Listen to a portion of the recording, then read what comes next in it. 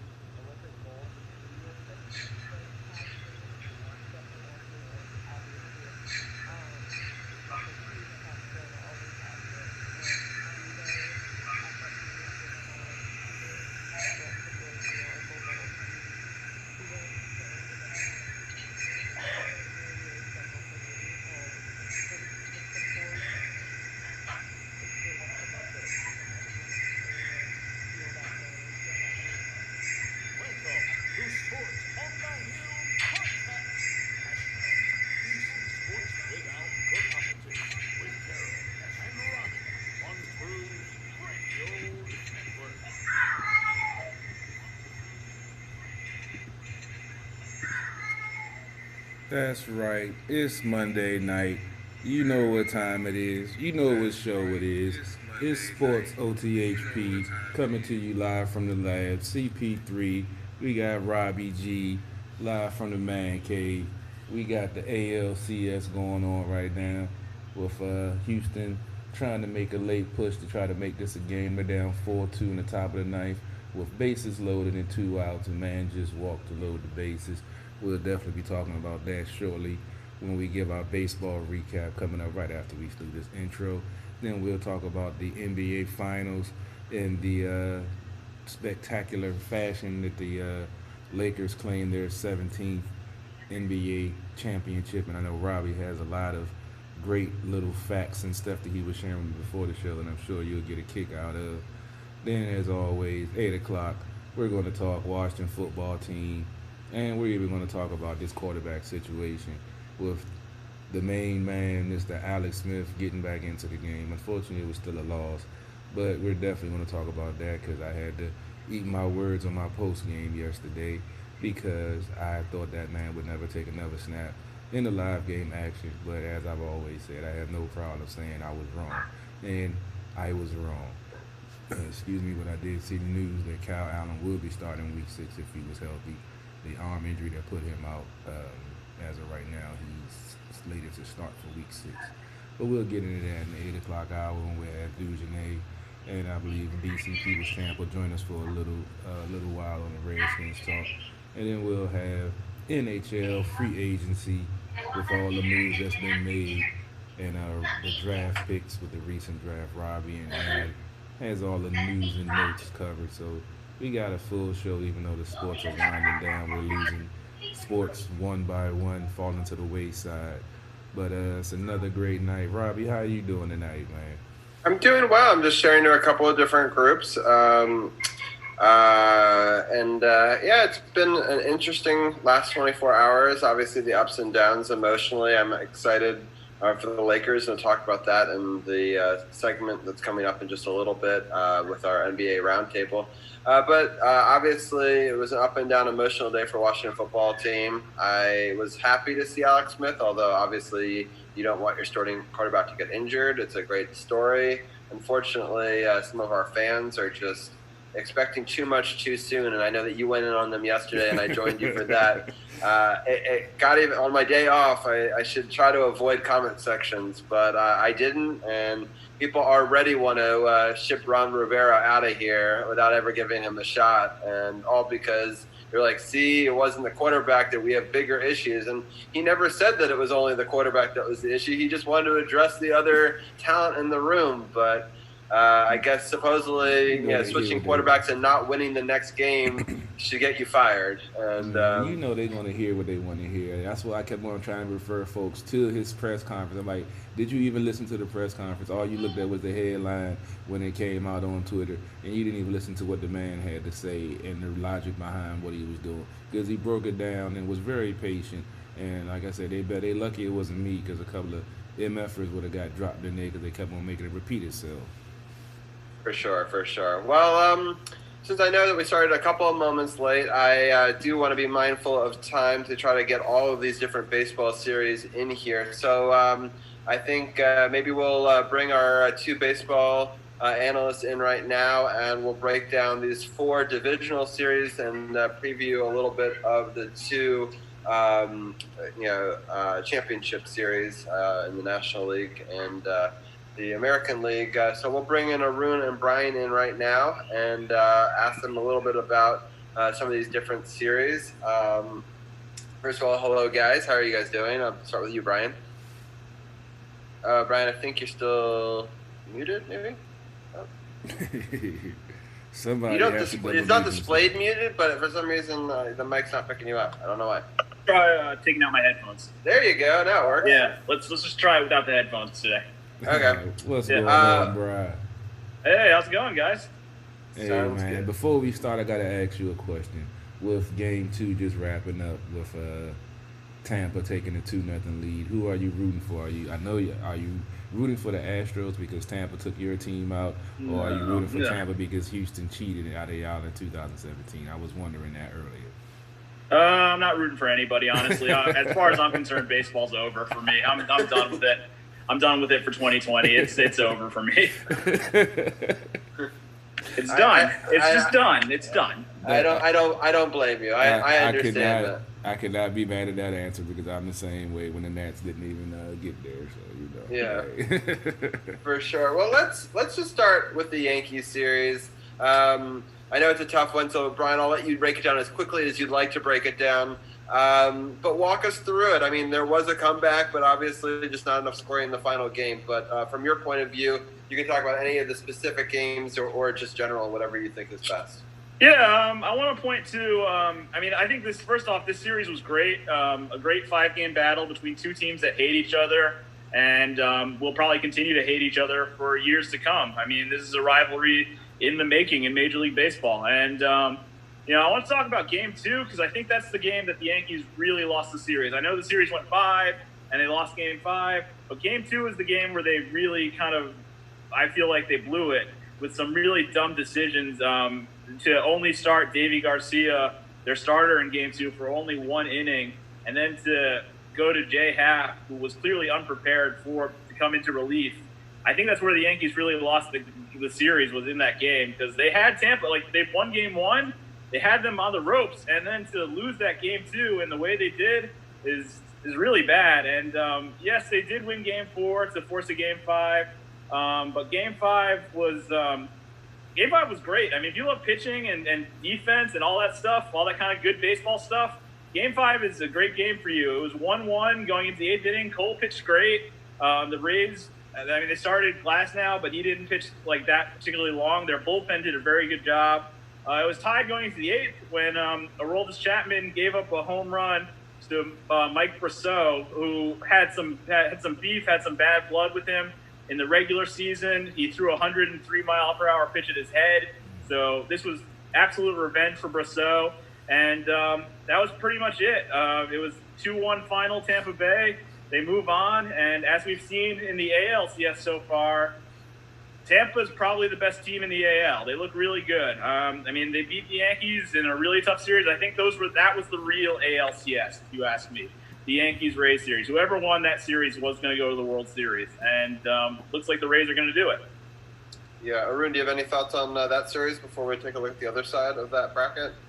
I watched most of that Game 5. It was that Brosseau at bat was pretty critical. Chapman, as Brian said, he threw it his head. And it's the second playoffs in a row that Chapman's blown. Last year was Altuve. This year was Brosseau. Yankees offense, they got that solo home run from Judge, but I think they just needed more offense. And Yeah, Cole pitched great. There's not much more you can ask, and I think next year the Yankees are probably again. I mean, they're definitely going to be a team to be reckoned with. So, but I think this was a pretty great series, and I enjoyed watching it. Carol, any thoughts before we switch on to the other side of the bracket? Like you said, I'm not a big AL guy, but it is surprising to see the way Tampa has been pretty much handling their business and taking care of their business. They're ready to get to that big game and ready to run away with it. Look, that's what it's looking like right now with Houston, but I still can't count them out. Houston gave a little pushback in this game, trying to tie it late, but came up a little short. So they know what they got to do. They lost the first two. They gotta bounce back. They lost the first two to the Nationals last year, and bounce back to win the next three. So we'll see what it goes down, but it's definitely interesting. For sure. So then the other series was against Oakland. The Oakland series versus Houston, and it was Houston won the first, second, and fourth games. Oakland was able to take the third game in that series. Arun, were you able to watch any of that matchup? Some of it, yeah. Like Houston, pretty much they're like Greinke. He pitched on 2 days rest, and he had like this signal which made it look out the like that they got the multi-home run off of him, but it was just like the alternative pitch, which was pretty funny. But the Astros, I think they're mentally tough in the postseason. Like they probably don't have the starting pitching this time around to at least so far to hang with the Rays, but it was a good effort by them to get by the Athletics. Brian, did you watch any of this series? I watched a little bit of it. There were a lot of home runs hit. I think there was 9 combined in one game or something crazy. It was a really powerful slugging series. Oakland's another team that has trouble in the postseason. And the Astros, I really think that all their postseason experience from the past couple of years really helped them. I know they finished under 500 in the regular season, but this regular season was so weird. I don't really feel like that matters. So the Astros came into play as one of the teams to beat in October, and they got it done against the Athletics. It was a good series win for them. Yeah, for sure. As you were saying, Oakland was able to put up some numbers. I mean, even in their loss, they put up 7 runs. So it was 10, 5, 7, and 11. So that's a fair amount of runs to put up, in a 4-game series. So, and as Carol alluded to, they lost last night to Tampa Bay 2-1, and then lost today 4-2. Well, Carol, I'll let you first. Do you have any other thoughts on the Houston-Oakland series or the other 2 games before I ask our guests those questions? I didn't catch the game last night, but I caught the last few innings of the game today. Tampa had a shutout going, I believe, until the 5th or 6th, and then Houston got a run late, and then they started, trying to get it together in the 9th inning, but they just couldn't get it all the way for the comeback or to take the lead. So they're going to have to go out there, game 3, they know what it is. If they lose that one, it's pretty much over. So they're going to have to give all their effort, and, so I know you guys are happy with your stands being quiet, so there can be no banging on trash cans and stuff like that. So it would be a lot more obvious. That's for sure. Arun, any thoughts on this Tampa Bay series with the Houston Astros? I think the Rays, they have really stellar pitching as they showed against the Yankees. I think they have the advantage. Altuve, he's been batting pretty well in this series, but I think it's just going to be – it's a tough road being down 2-0. It's certainly doable, but it's going to be hard for the Astros to come back. Makes sense. And Brian, what are some of your thoughts on the series you don't really want to watch? Yeah, as I said before, I hope both teams lose. But at the same time, I have to give credit to the Rays. I mean, they're 2 wins away from the World Series. They're doing it as a team effort. Like Arun said, they have great pitching. I could see this being a sweep, honestly. I think Tampa Bay is the best team in the AL. They're going to take care of the Astros for sure. Yeah, I'm definitely myself rooting for Tampa Bay. I mean, not hard. I don't really care about either of these teams, kind of like you don't. But at the same time, revenge story from last year, because I mean, Houston also beat Tampa Bay on their run, so I think that would be kind of cool. And I think if you're a Yankees fan, I know it's hard to say, but you kind of want the team that beat you to go all the way, just because that means at least you lost to the best team. I will say the majority of Yankee fans that I've seen that do give a shit about this series are rooting for the Rays as opposed to the Astros. The majority of the hate is still towards the Astros. Yeah, that makes a lot of sense to me, because I thought that it was still a good series with Tampa Bay. It wasn't like Tampa Bay won it by playing like super dirty or something like really, where it was a situation like that. And so I thought it was a good series. And I know a lot of people that are old baseball heads tend to root for teams in their division that do well because it speaks highly of their division. I know that was how my dad used to think. not one of those people. Right. Right. That also makes sense to me. So I don't blame you for that. I've never been one of those people either. I've never been the mindset that they beat me if they win. That makes it better because we lost to the eventual champion. It was still a loss. I don't want to see them celebrate. Right. Well, that's all fair. A lot of people do it differently. So let's take a look at the other side of the bracket, the National League, real quickly. And this one's a pretty simple story because both of them were sweeps, right? So the Dodgers were able to sweep San Diego, and Atlanta was able to sweep Miami. So I'll just open it up to each one of you individually, and you can give your thoughts on both series, and then the matchup that will start again tonight between Atlanta and LA. So I'll start with you, Brian. What were your thoughts on the two National League series and your thoughts on this National League championship? Well, I'll start by saying I didn't see any of the Dodgers-Padres series because it was on very late. So, and a lot of times it was competing with the Yankees series, so I didn't see any of that series. But the Dodgers are definitely they steamrolled the Padres. They're definitely the best team in the NL. I think we're heading towards a Rays-Dodgers World Series, but I won't count out Atlanta for sure because Atlanta is good. I think Atlanta's the second best team in the NL. I mean, they handled the Marlins pretty easily. I did watch the first game of that series, and the Marlins actually had a 4-1 lead, and Atlanta came back like it was nothing, like it was an easy comeback for them. They used their offense. Acuna is such a great player. I know he's a little controversial, but he's a great player that's going to be dominant in this league for many, many years. And I know you guys probably don't like him as Nats fans, but he is a stud. And I think Dodgers. I'm going to go with the Dodgers in 6, but I think it could be a good series. Right, Arun. What are some of your thoughts on the two preliminary, the division series and then the championship series? Yeah. The Braves pitching was great. Like, so far this postseason, they've only given up 5 total runs, and it's the first time in Marlins history that they lost a playoff series. So that's like pretty interesting. And Acuna, like that whole bat flip thing, I'm with Acuna. Who cares like about the code or the unwritten rules? And yeah, the Dodgers, they took care of business against the Padres. They were on fire offensively in the previous round, but it's just like too much hitting by the Dodgers, and that was pretty much it. And I don't know, like which way this series is going to go. I think I'm going to go with the Braves, but not by much. But it'll be interesting if there's actually a Dodgers-Astros World Series. But it looks like that's not going to happen because the Astros are probably going to lose. Yeah, real quickly before I get Carol sick, because I am interested in that. Brian, you might know this because I know that you're a big baseball guy. How often is the number one team from both leagues get to the World Series? I mean, I don't know the exact amount of times it's happened, but I would say it's happened less and less over the years because of the advent of the wild card and just adding more teams to the playoffs.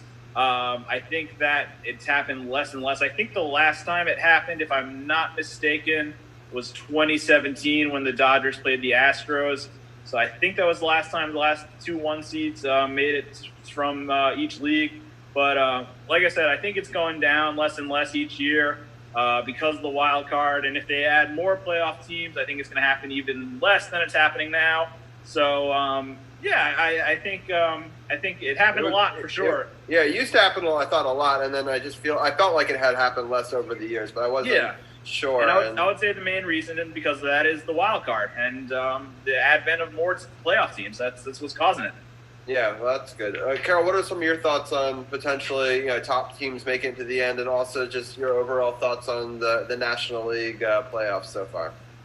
Excuse me. I mean, it makes sense with this COVID situation that I guess it makes more sense that the top seeds will, because they played themselves in a position and have had the mindset and been taking care of their business. So it's interesting that it played out this way. Last year was the Nats being the wild card, making it to the World Series, but it's definitely interesting. I didn't even think about that in the big picture. You guys always had the behind the scenes stats questions that caught me off guard on that one, right? Thanks, buddy. But about the series, I was definitely disappointed that both the teams I wanted to win got swept. I kind of feel the same way Brian does about the Tampa series and the Dodgers and Braves. I really don't care. I hope they both lose, and I guess I'll be rooting for an AL team this year. Right, that makes some sense too. I also don't like either of those teams, although I guess I kind of would root for Atlanta a little bit more, maybe because I feel like LA just won with the Lakers, and Atlanta could use, they've had some heartbreak in recent championships and things of that nature. But the Braves won the World Series last in 1995, and the Dodgers won the World Series last in 1998. So that's true. Dodgers have been waiting longer than the Braves. Yeah. Interesting. I still think that they would be Lakers fans could still be happy, and Atlanta fans.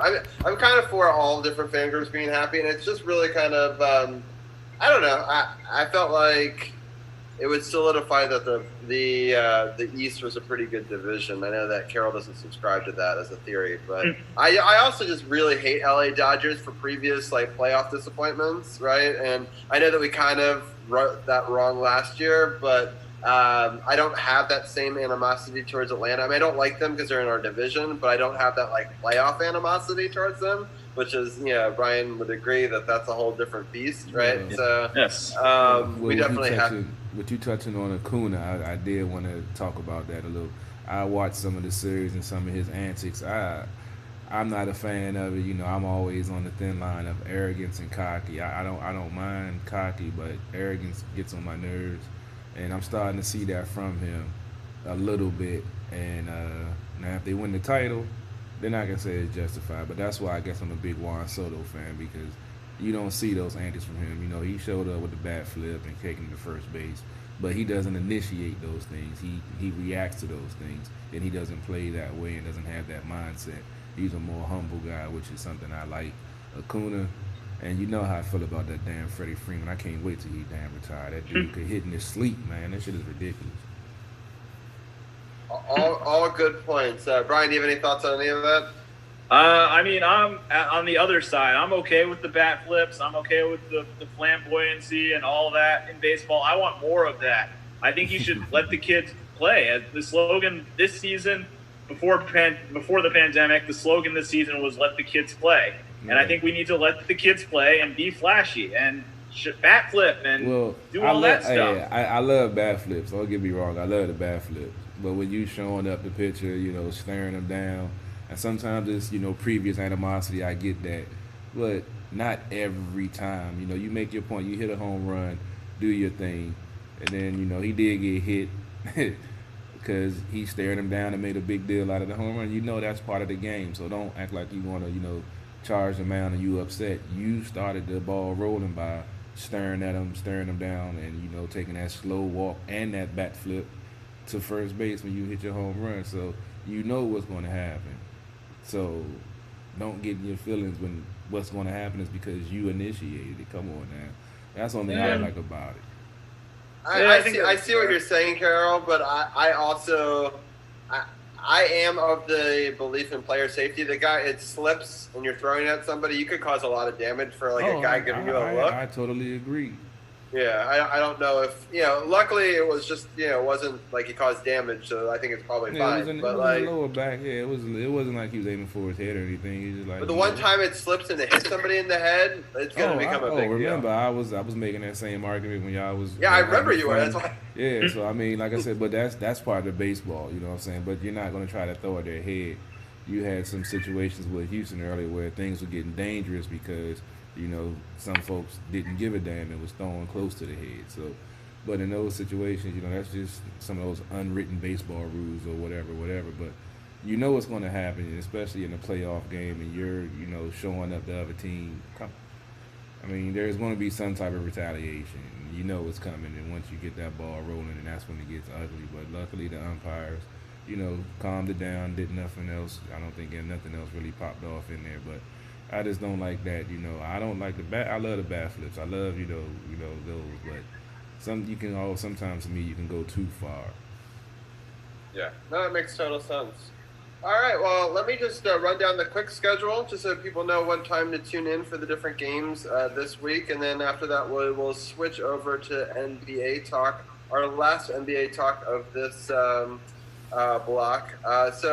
We've already talked about the game that was 4-2 Rays today. The Braves play the Dodgers on Fox at 8:08, so I already had that game flipped. So we'll give some scoring updates throughout the night on that one as that comes across in hour 2 of our show. On Tuesday, both games are being played again, but I have it as to be determined of the timing for that, which is crazy that they haven't already announced those times, at least not in the app that I'm looking at. But I haven't. That's for tomorrow?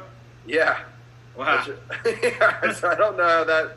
I mean, usually like Yahoo Sports is the best one for it. So if anyone has a time, feel free to do it. But I'll just say which games are which days. The Braves, Dodgers, Rays, Astros are both on Tuesday. They both play on Wednesday, Thursday, Friday, Saturday, and then on Sunday would be the Game 7 for Braves, Dodgers, and Game 7 for the Rays, Astros would be on Saturday, I guess. I just looked it up. Braves, Dodgers is at 6:05 tomorrow, and Rays, Astros is at 8:40. Okay. Interesting. It just didn't have those times. Do they have other days stuff, or is it just that? Yeah. Wednesday is Dodgers, same thing, 6:05 and 8:40. Thursday is TBD. Everything after Wednesday is TBD. Got it. Perfect. Thank you, Ryan. Yeah, yep. No problem. Usually that app is good. All right. Well, that sounds good. Carol, any final thoughts on baseball before we switch it over to basketball? Nah, just like I said, I guess I'll be rooting for an AL team this year. I'm not fans of the Dodgers, definitely.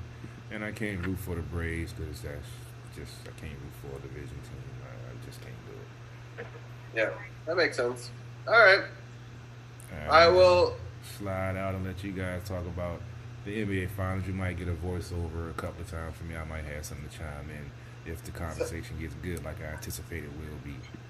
That sounds good. Always welcome. All right, sounds good. Let's bring in DC's People's Champ next and Tim as well. And we've got them. Tim, how are you doing?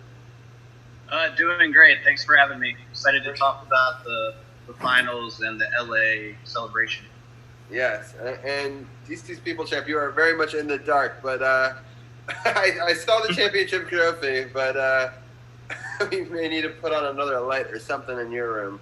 But we can sort of see what's going on.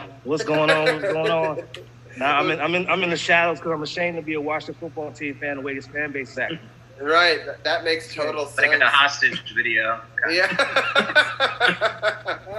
Yeah, I kind of feel that way sometimes with this fan base too. I was on way too many conversations today, and we'll save that for the next hour. But oh my God, the fan base, it's like you either got to win now or you're out. You know, they don't understand what a rebuild is. This concept. What did I tell you, Robbie? You should have left it alone, man. Stay out them groups on the day after a loss, man. You will lose your whole day talking to folks in there because they are so emotional. It's crazy.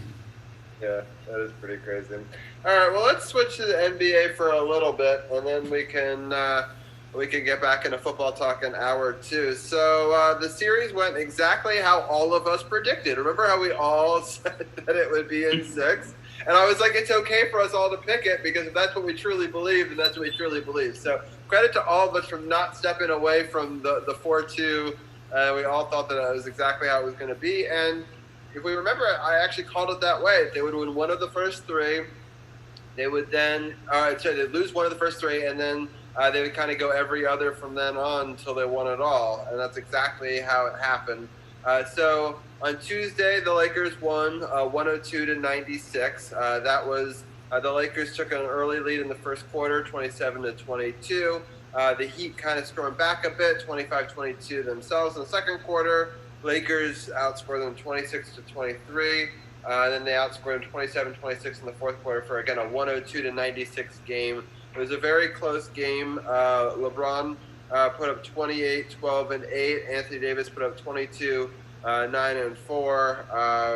And the Heat were led by Butler once again with 22 points, and Butler had 22, and Hero had 21 points. Butler also had 10 rebounds and 9 assists in that game. Just a gutty effort by both teams, but the Lakers pulled out the victory. I'm going to start it off with Arun. What were some of your thoughts on this matchup? That game was surprisingly close, like down the stretch in the fourth quarter. And I think this, like,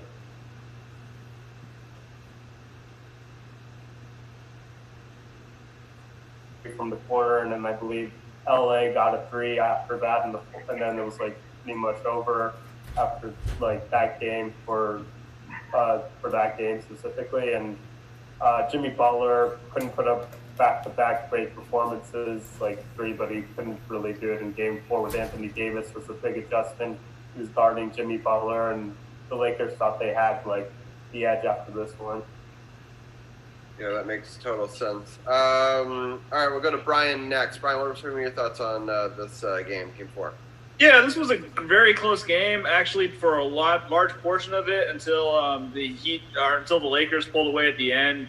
You mentioned it. LeBron and AD were just too strong for. I mean, this could be the whole story of the series. Honestly, LeBron and AD were just way too strong for the Heat. Another good night for Jimmy, but he wasn't able to put the team on his back again.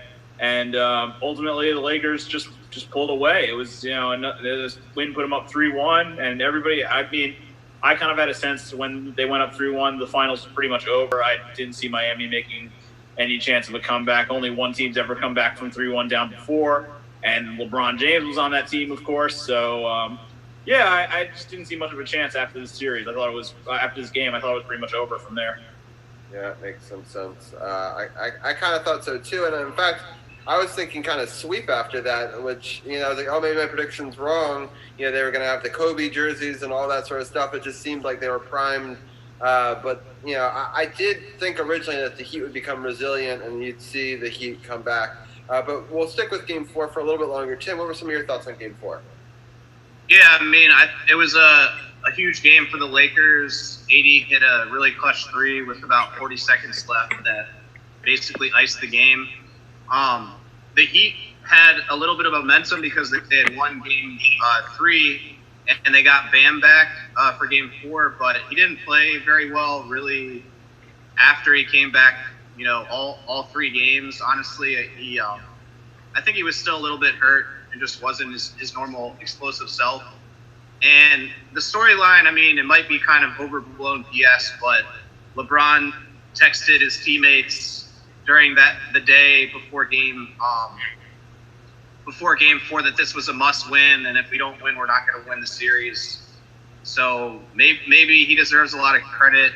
I'm sure there's been a lot of game day text messages that say a game is must-win that they then lose, but you don't really hear about it. So that's kind of an interesting storyline. But yeah, I mean, the Heat kept it close. They couldn't hit big shots at the end. So, that was really curtains for them. Any hope of really them coming back kind of died with that game. Yeah, so I want to thank everyone for tuning in. If anyone has any questions for the roundtable, feel free to shoot it, and I'll bring them up. But I want to get, Champ, your take on Game 4, and then we'll move on to Game 5. So there were 2 games out of these 6 games that were the most competitive. Game 4 was the second most competitive game I saw out of the series. The Heat really were scrappy. They fought. Jimmy Butler tried to do what he could to put this team on his back. Tyler Hero. It seems like Tyler Hero has like perfected that floater shot, that running floater, because every time I see it, he just nails it. But I mean, again, it was the talent and team of the Lakers that were the better team on this night. But again, Miami didn't go away. They did not go away. They stayed in the fight as long as they could, but it just got to a point where between LeBron and AD and KCP and all them, it just wasn't enough for the Heat to outduel them in this game. So, but this was the second most competitive game in the series, in my opinion. How competitive and how close it was. Yeah, no, I agree. It was a great game, and just breaking down the scoring for Game 5, and then we'll get into that one. This was sort of that surprise game. I originally, when we was looking at the series, thought that the Lakers would lose it, that the Lakers would lose. But then I was like, the Lakers have so much momentum from the last game. I thought that it might be a little bit different. So it was a very close first quarter. The Heat outscored them 25-24. But then the Heat were able to put up 35 points in that second quarter. The Lakers 32. They were able to outscore them by 2 again in the third, 28-26. The Lakers came back and made a good run of it, outscoring the Heat 26-23. But the Heat were able to edge them out 111-108. There was some questionable officiating but I thought that the Heat really also performed at an incredible level. Just going through a couple of stats, Butler put up 35 points, 12 rebounds, and 11 assists. Robinson put up 26 points as well.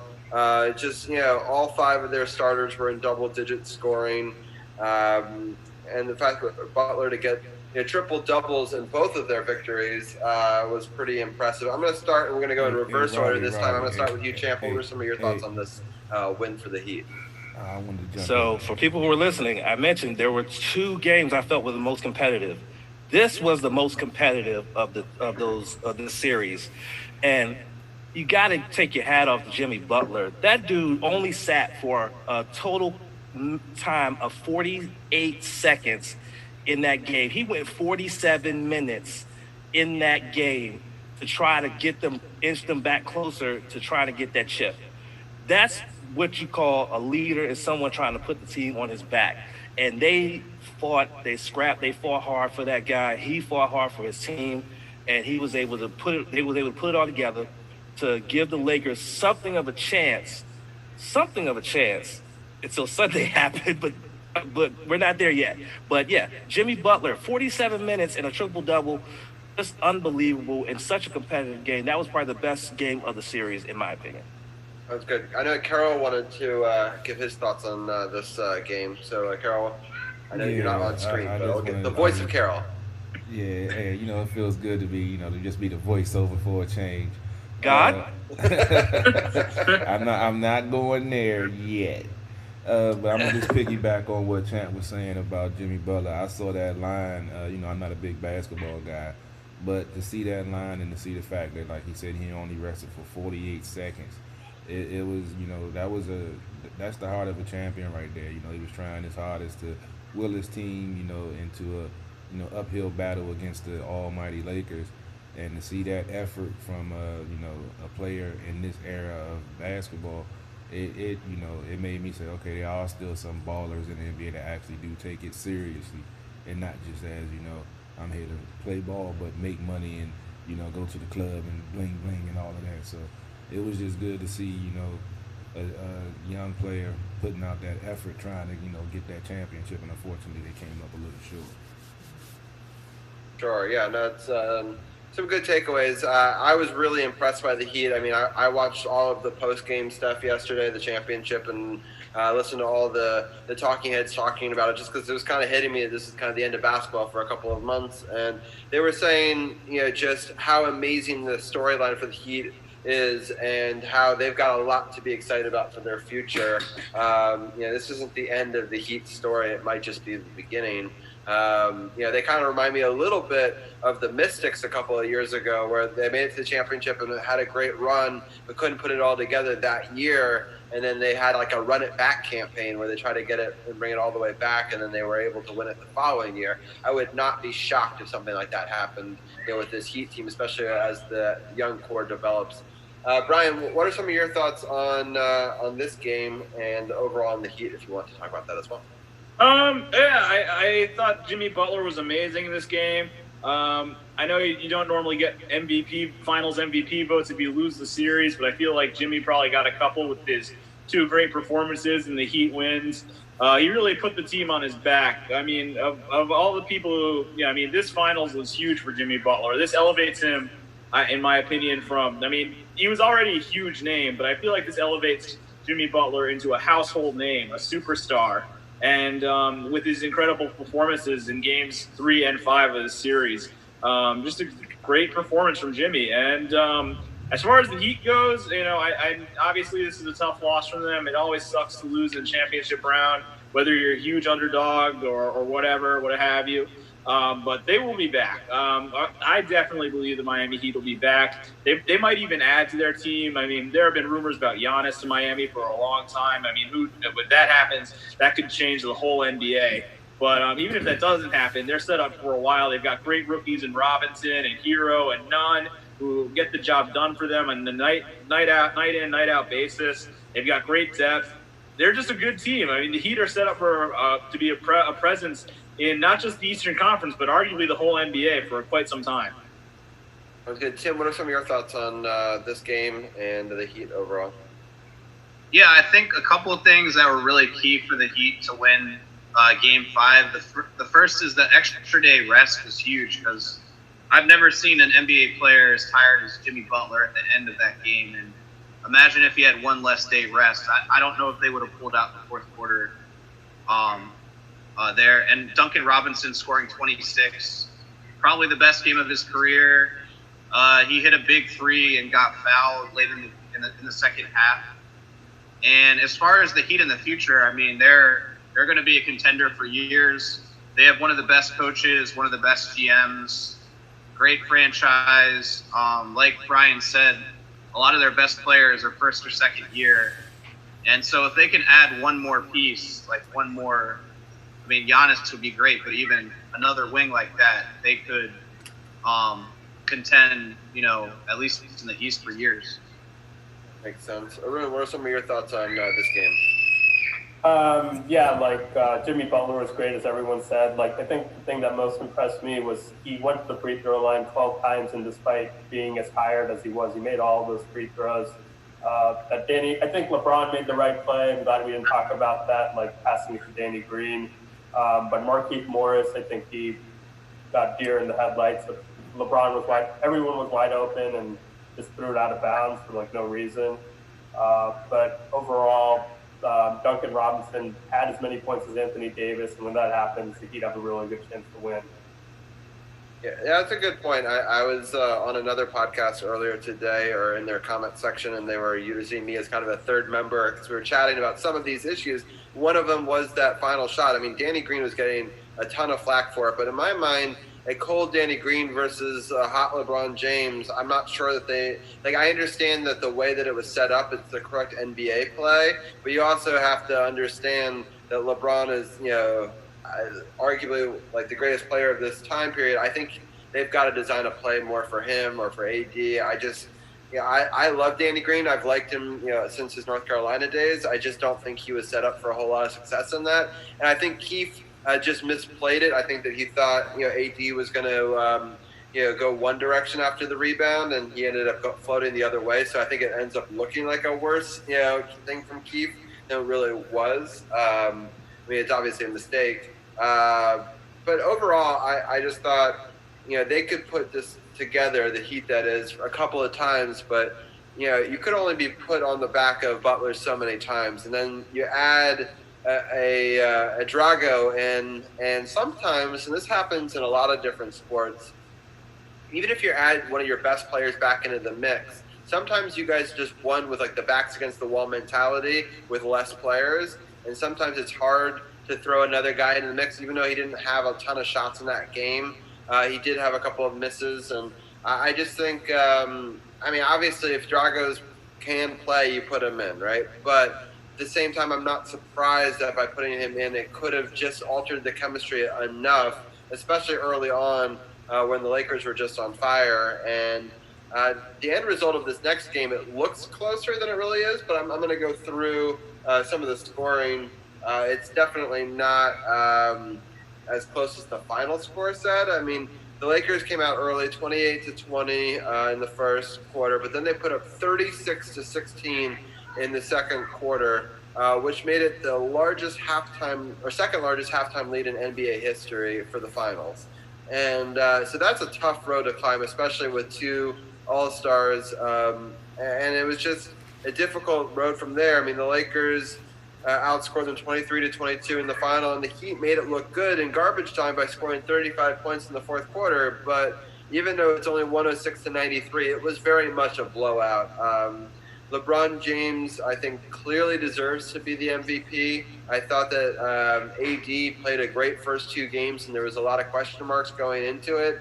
And if AD had kept up that magnificent streak, I think there would have been a real debate there. But LeBron was just consistent in every game. Not to say that Anthony Daniels wasn't great, but it was the consistency in which LeBron did it. His numbers were pretty outstanding. And it just, overall was able to put up a ton of really great numbers. I mean, his scoring line, he scored 28, 40, 28, 25, 33, and 25 for all of those. And he had almost double-digit rebounds and almost double-digit assists, if not having them in every game, and now owns, I believe, the NBA Finals record for most triple-doubles. And I think also is up there for the playoff record for most triple-doubles. I know he's top two. Arun, do you know if that's true? He's up there. He probably has, the most triple-doubles, wouldn't surprise me. Yeah, I think he's one or two in that statistical category too. And now he's played the most NBA Finals games. So, this is an interesting storyline because obviously as a Wizards fan, I hated him back in the day when he whispered stuff into the ears as a Cleveland Cavalier. Then he had the decision bullshit, went to the Heat. I know that he had to learn to win. I had a little more respect for him when he went back to Cleveland to still try to find a way to win it for his hometown. I definitely gained even more respect when they had to go against Golden State Warriors and come back. But really this year and what he said about social injustice and fighting for Kobe and leading the Lakers, and the fact that the Lakers are a team that I don't, that I actually like, as I'm wearing a Kobe jersey. I started to be like, I can root for them. And I can't say that this Lakers run in the championship was the same feeling I had when Kobe won it. In any of Kobe's championships. But I still found myself rooting for them. I thought it was a great story. I think he said all the right things. And I have a newfound respect for LeBron that I did not have before this season. And I did not expect that 10 years ago that I would be saying things like that. But let's break down this final game. I'm going to start off with the DC's People's Champ. What were some of your thoughts on this final game? There's an old there's an old saying, looks can be deceiving. People will look at a 13-point victory for the Lakers and think, Miami was in it. Nah, Miami got boat raced. They got boat raced and then some. It was not close at all throughout the entire, maybe part way through the first quarter, it looked like they were going to compete, but all of a sudden, in the second quarter, it was like Lakers were off to the races. They just said, you know what? We're done playing with y'all. We're done having fun with y'all. Now it's time to just finish you off. It's like Mortal Kombat. Finish him. And they finished him. It was a clear boat race. And it's sad because Miami's such a good team.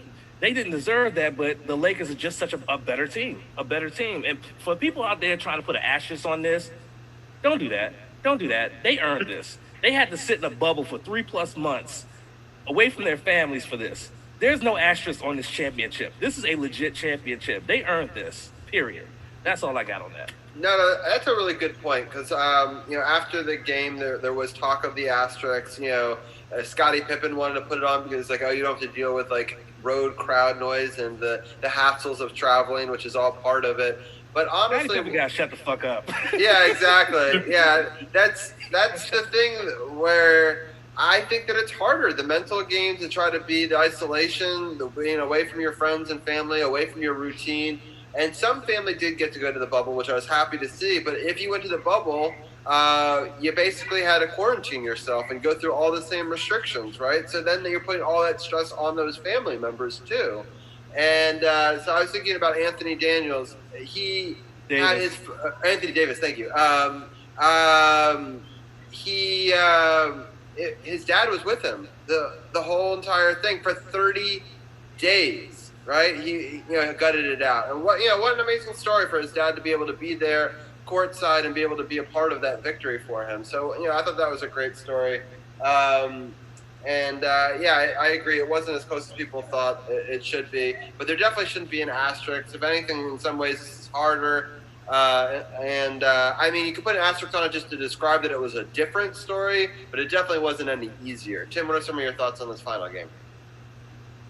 Well, I looked it up. Actually, Magic Johnson still has more playoff triple doubles, 30 to 28. So LeBron probably will break it next year, but that's a cool stat. Yeah, I mean, as far as Game 6 goes, it really was embarrassing. I mean, I could barely watch the second half. This game was over in the middle of the second quarter. And, yeah, like, Dragic, he did not play well. He didn't start. He really didn't make a difference. It probably would have been better to give his minutes to Kendrick Nunn or somebody else. And there's no asterisk. Every team had to deal with the same situation.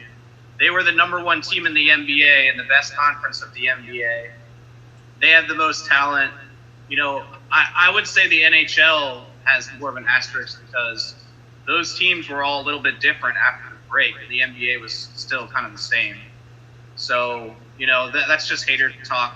Scottie Pippen's kind of a hater, so I'm not surprised. But, you know, the Lakers and Heat might play again next year. I think both teams are going to be highly touted. Both teams have a lot of talent. They're going to keep most of their players. So, you know, maybe this will be some sort of East-West rivalry like the Celtics-Lakers will be kind of cool. Yeah, Brian, what are some of your thoughts on this last game and the overall playoffs? I mean, this game kind of reminded me of Game 6 between the Lakers and Celtics in 2008, where the Celtics just completely blew out the Lakers, and it wasn't even close, on their way to clinching the finals. And Rajon Rondo played in that game too. And I just want to bring up Rondo because he was such a huge part of this Lakers team. I mean, you can make a case that he was the third best player on this Lakers team. I mean, not Kuzma or Caruso or Howard, but Rondo really brought a lot to this team. And you saw it in this game. I mean, he was just killing it in this game. It's LeBron won 82, but Rondo was definitely, in my opinion, the third best player in this series for the Lakers, and the Lakers deserve to be champions. I mean, they were the best team in the NBA before the bubble happened, and they were the best team during the bubble. I mean, they only lost, 5 or 6 playoff games? I mean, they dominated this thing. They deserve to be champions. There's no asterisk, in my opinion, and everybody I don't know how people do it, but people will find any way to criticize LeBron James. No matter what he does, the guy just can't win. Like, people will criticize him for anything, and I absolutely, like, when he said last night, "Give me my damn respects," that really spoke to me because I understand that must be really frustrating. People do not respect LeBron James. They will come up with any reason to hate on LeBron James, and it's frustrating sometimes to argue with people like that because he's such a great player. He's a brilliant talent, arguably the second best basketball player of all time. And yet people continuously find ways to hate on him, and it's very frustrating sometimes.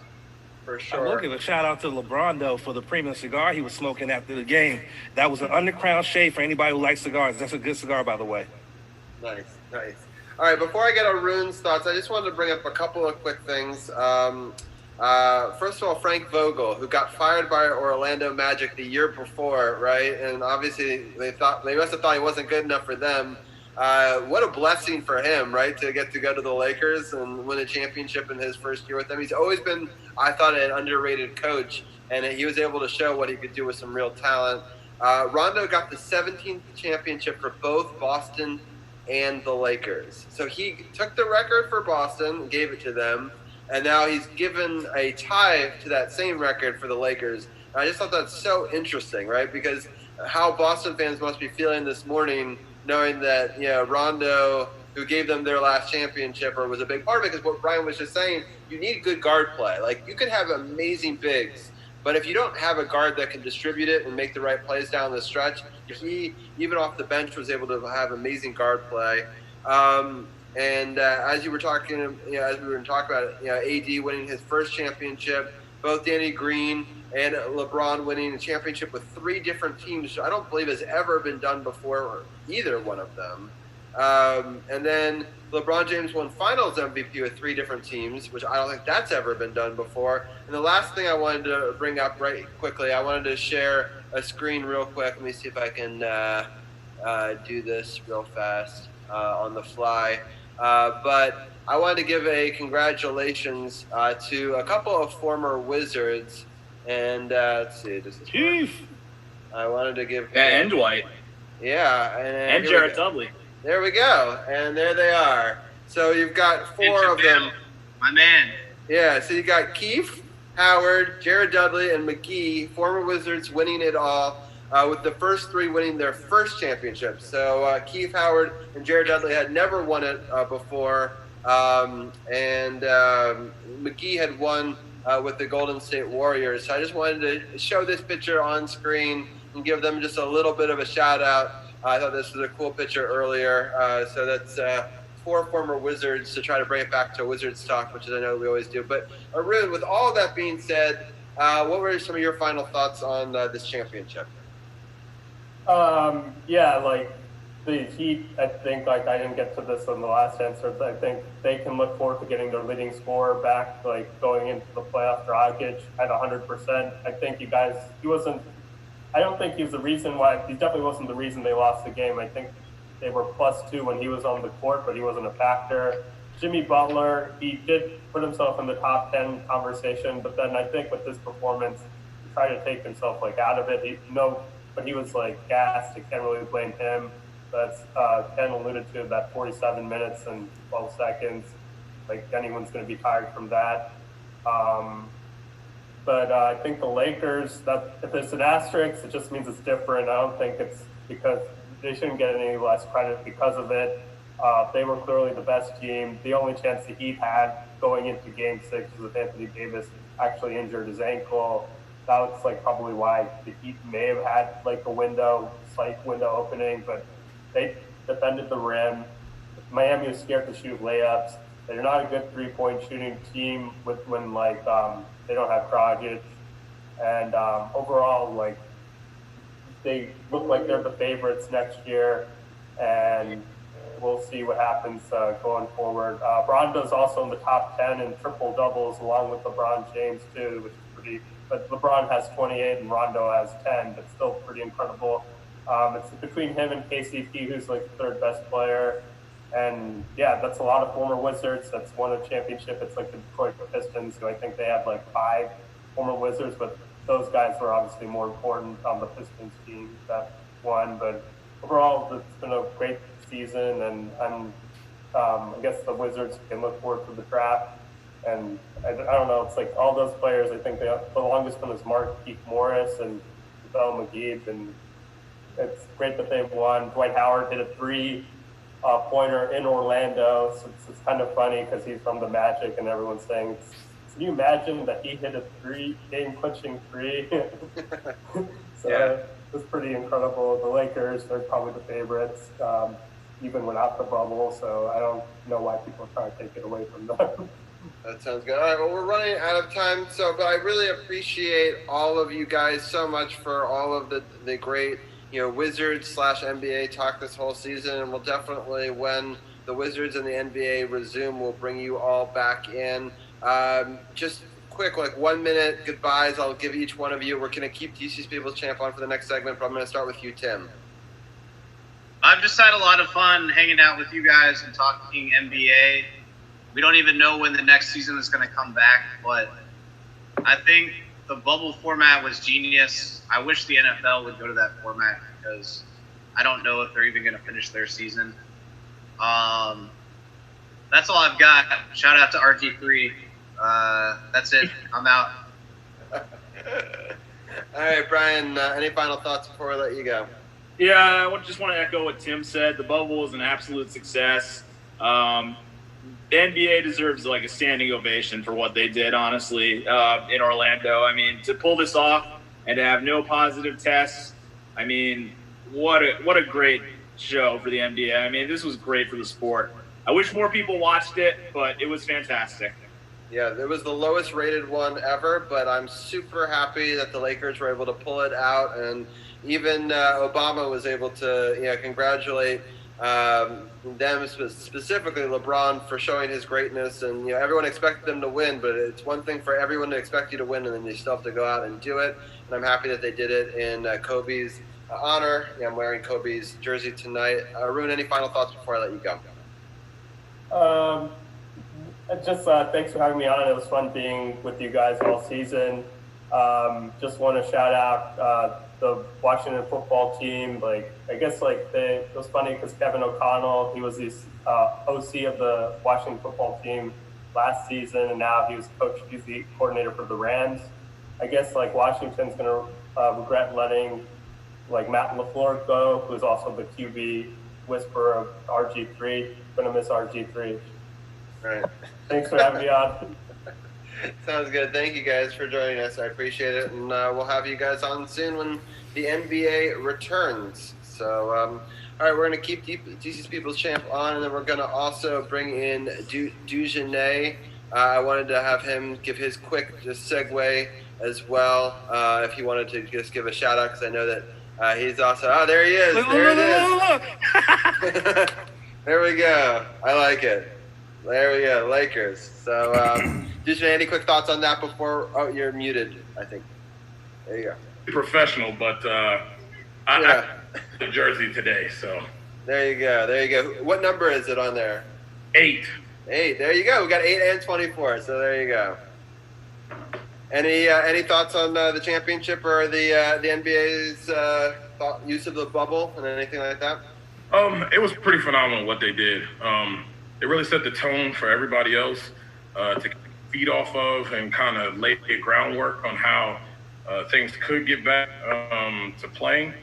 I thought the way the guys came in, being that you have to see your opponents a lot, I thought that was pretty awesome how they kept it competitive. And, I don't think you could ask for anything more. I know a lot of people are talking about asterisks, but, you have to do what you have to do. And it's going to be a season that goes down in history, but it was one of the most competitive we've seen in, recent years. So, from top to bottom on both sides, I thought it was pretty cool. And, of course, I'm always excited when my Lakers win. It's the only thing I get to I really have a passion to root for. So, I'm happy that LA has the trophy and it's back where it belongs. So we're going for 18 next year. And there you go. Yes. Congratulations to you and all of Laker Nation. Some people think that just because I was a Kobe fan, I'm a bit of a bandwagon fan. I get that because I am a Wizards fan first and foremost. I will admit to that. But it made me happy, and especially I have a lot of friends out in LA, and I know that they were super happy too. And I also appreciate that they're going to delay the championship celebration until safer times. At least that's what Bus said. But we'll see if other Lakers fans follow that or if they do makeshift celebrations. I know a lot of fireworks are going off in LA yesterday for sure. But after watching Tampa Bay's celebrations, I think you want to try to avoid that if you can. Exactly. So, that sounds fine. All right, well, I'll let Carol switch gears a little bit, and we can talk about the Washington football team and sort of the crazy up and down day yesterday was. Oh boy, it was an interesting day for the Washington football team. Me and Dugenay had some interesting conversation before the game, and I touched on it on the pregame and postgame, so I'm not really going to go into it now. If you want to check out what was said, go back and check out it. It's on my page on my YouTube channel. But unfortunately, we saw another ugly 30-10 loss to the Rams. Drops the team to 1-4. We got to talk about the elephant in the room. I got you on here, Dugenay. I know DC's People Champ. I know he ready to blow a gasket. I'm trying to stay out of Facebook jail, so I've been trying to keep it chill. I've been staying out the fan groups, but yeah, I spoke on it yesterday. Some of the things being said by some of the fan base and the disbelief in Ron Rivera talking about he needs to be fired and all this other stuff. I said it yesterday. Until he pulls a Jay Gruden and lies and gets caught in a lie, I'm going to take his word for what he said during Wednesday's press conference. We've seen in his past, he's, reprimand players, superstars or whatever, bench them when they weren't playing up to their potential. So I don't really see a big deal with it right now. But for some reason, the fans are making it like it's a permanent benching, like he's done with him. He doesn't think that he's ever going to be a quality quarterback, and the book is closed on him. And I don't know where they're getting this idea from. Obviously, they didn't listen to his press conference because he covered it very well. Broke it down several times and had a lot more patience than I would have had because they kept asking him the same questions. But It's just funny how these fans are. I'm gonna let you guys go and get your opinion before I throw some more stuff out there. Like I said, I got a lot off my chest yesterday. Dujane, I'll start with you. Um, I don't pay too much attention to the fan talk. I see a little bit of it, and I understand what was said, and I understand where you're coming from with it. I do have a problem with. I don't have a problem with what Ron Rivera did. So let's make that clear. They not doing some things well. His mechanics, his footwork suffered at times when he felt pressured. And he didn't make the best decisions. Seemed to panic a little bit, and so I get that. Okay, but you come out in the beginning of the season, you talk about this being a rebuild. You're going to stick with this guy, et cetera, et cetera. Don't come at me in a press conference and talk about how he's not far along. Duh. He played 11 games up to the point he was benched. He's had 3 coaches, 2 offensive coordinators. I don't care whether you want to recognize the coronavirus or not, but it is an issue because he hadn't had no kind of offseason or OTAs to get anything ready to have a normal come into this season. So basically, with no preseason games, some of these games start out as preseason games. A coordinator and a quarterback are trying to learn each other. Now, he's a first-round draft pick. So you're either going to see what you have in him, and you're only going to do that by allowing him to play because let's get real here. It's not all about the quarterback here, okay? But saw that yesterday. So, I don't know what else more we need to see through 2 quarterbacks. It's the same old crap. So, it is what it is. But the bottom line is he has a right to do it because this isn't his guy. He didn't draft him. I know you said he could come back and there's a chance that he could play.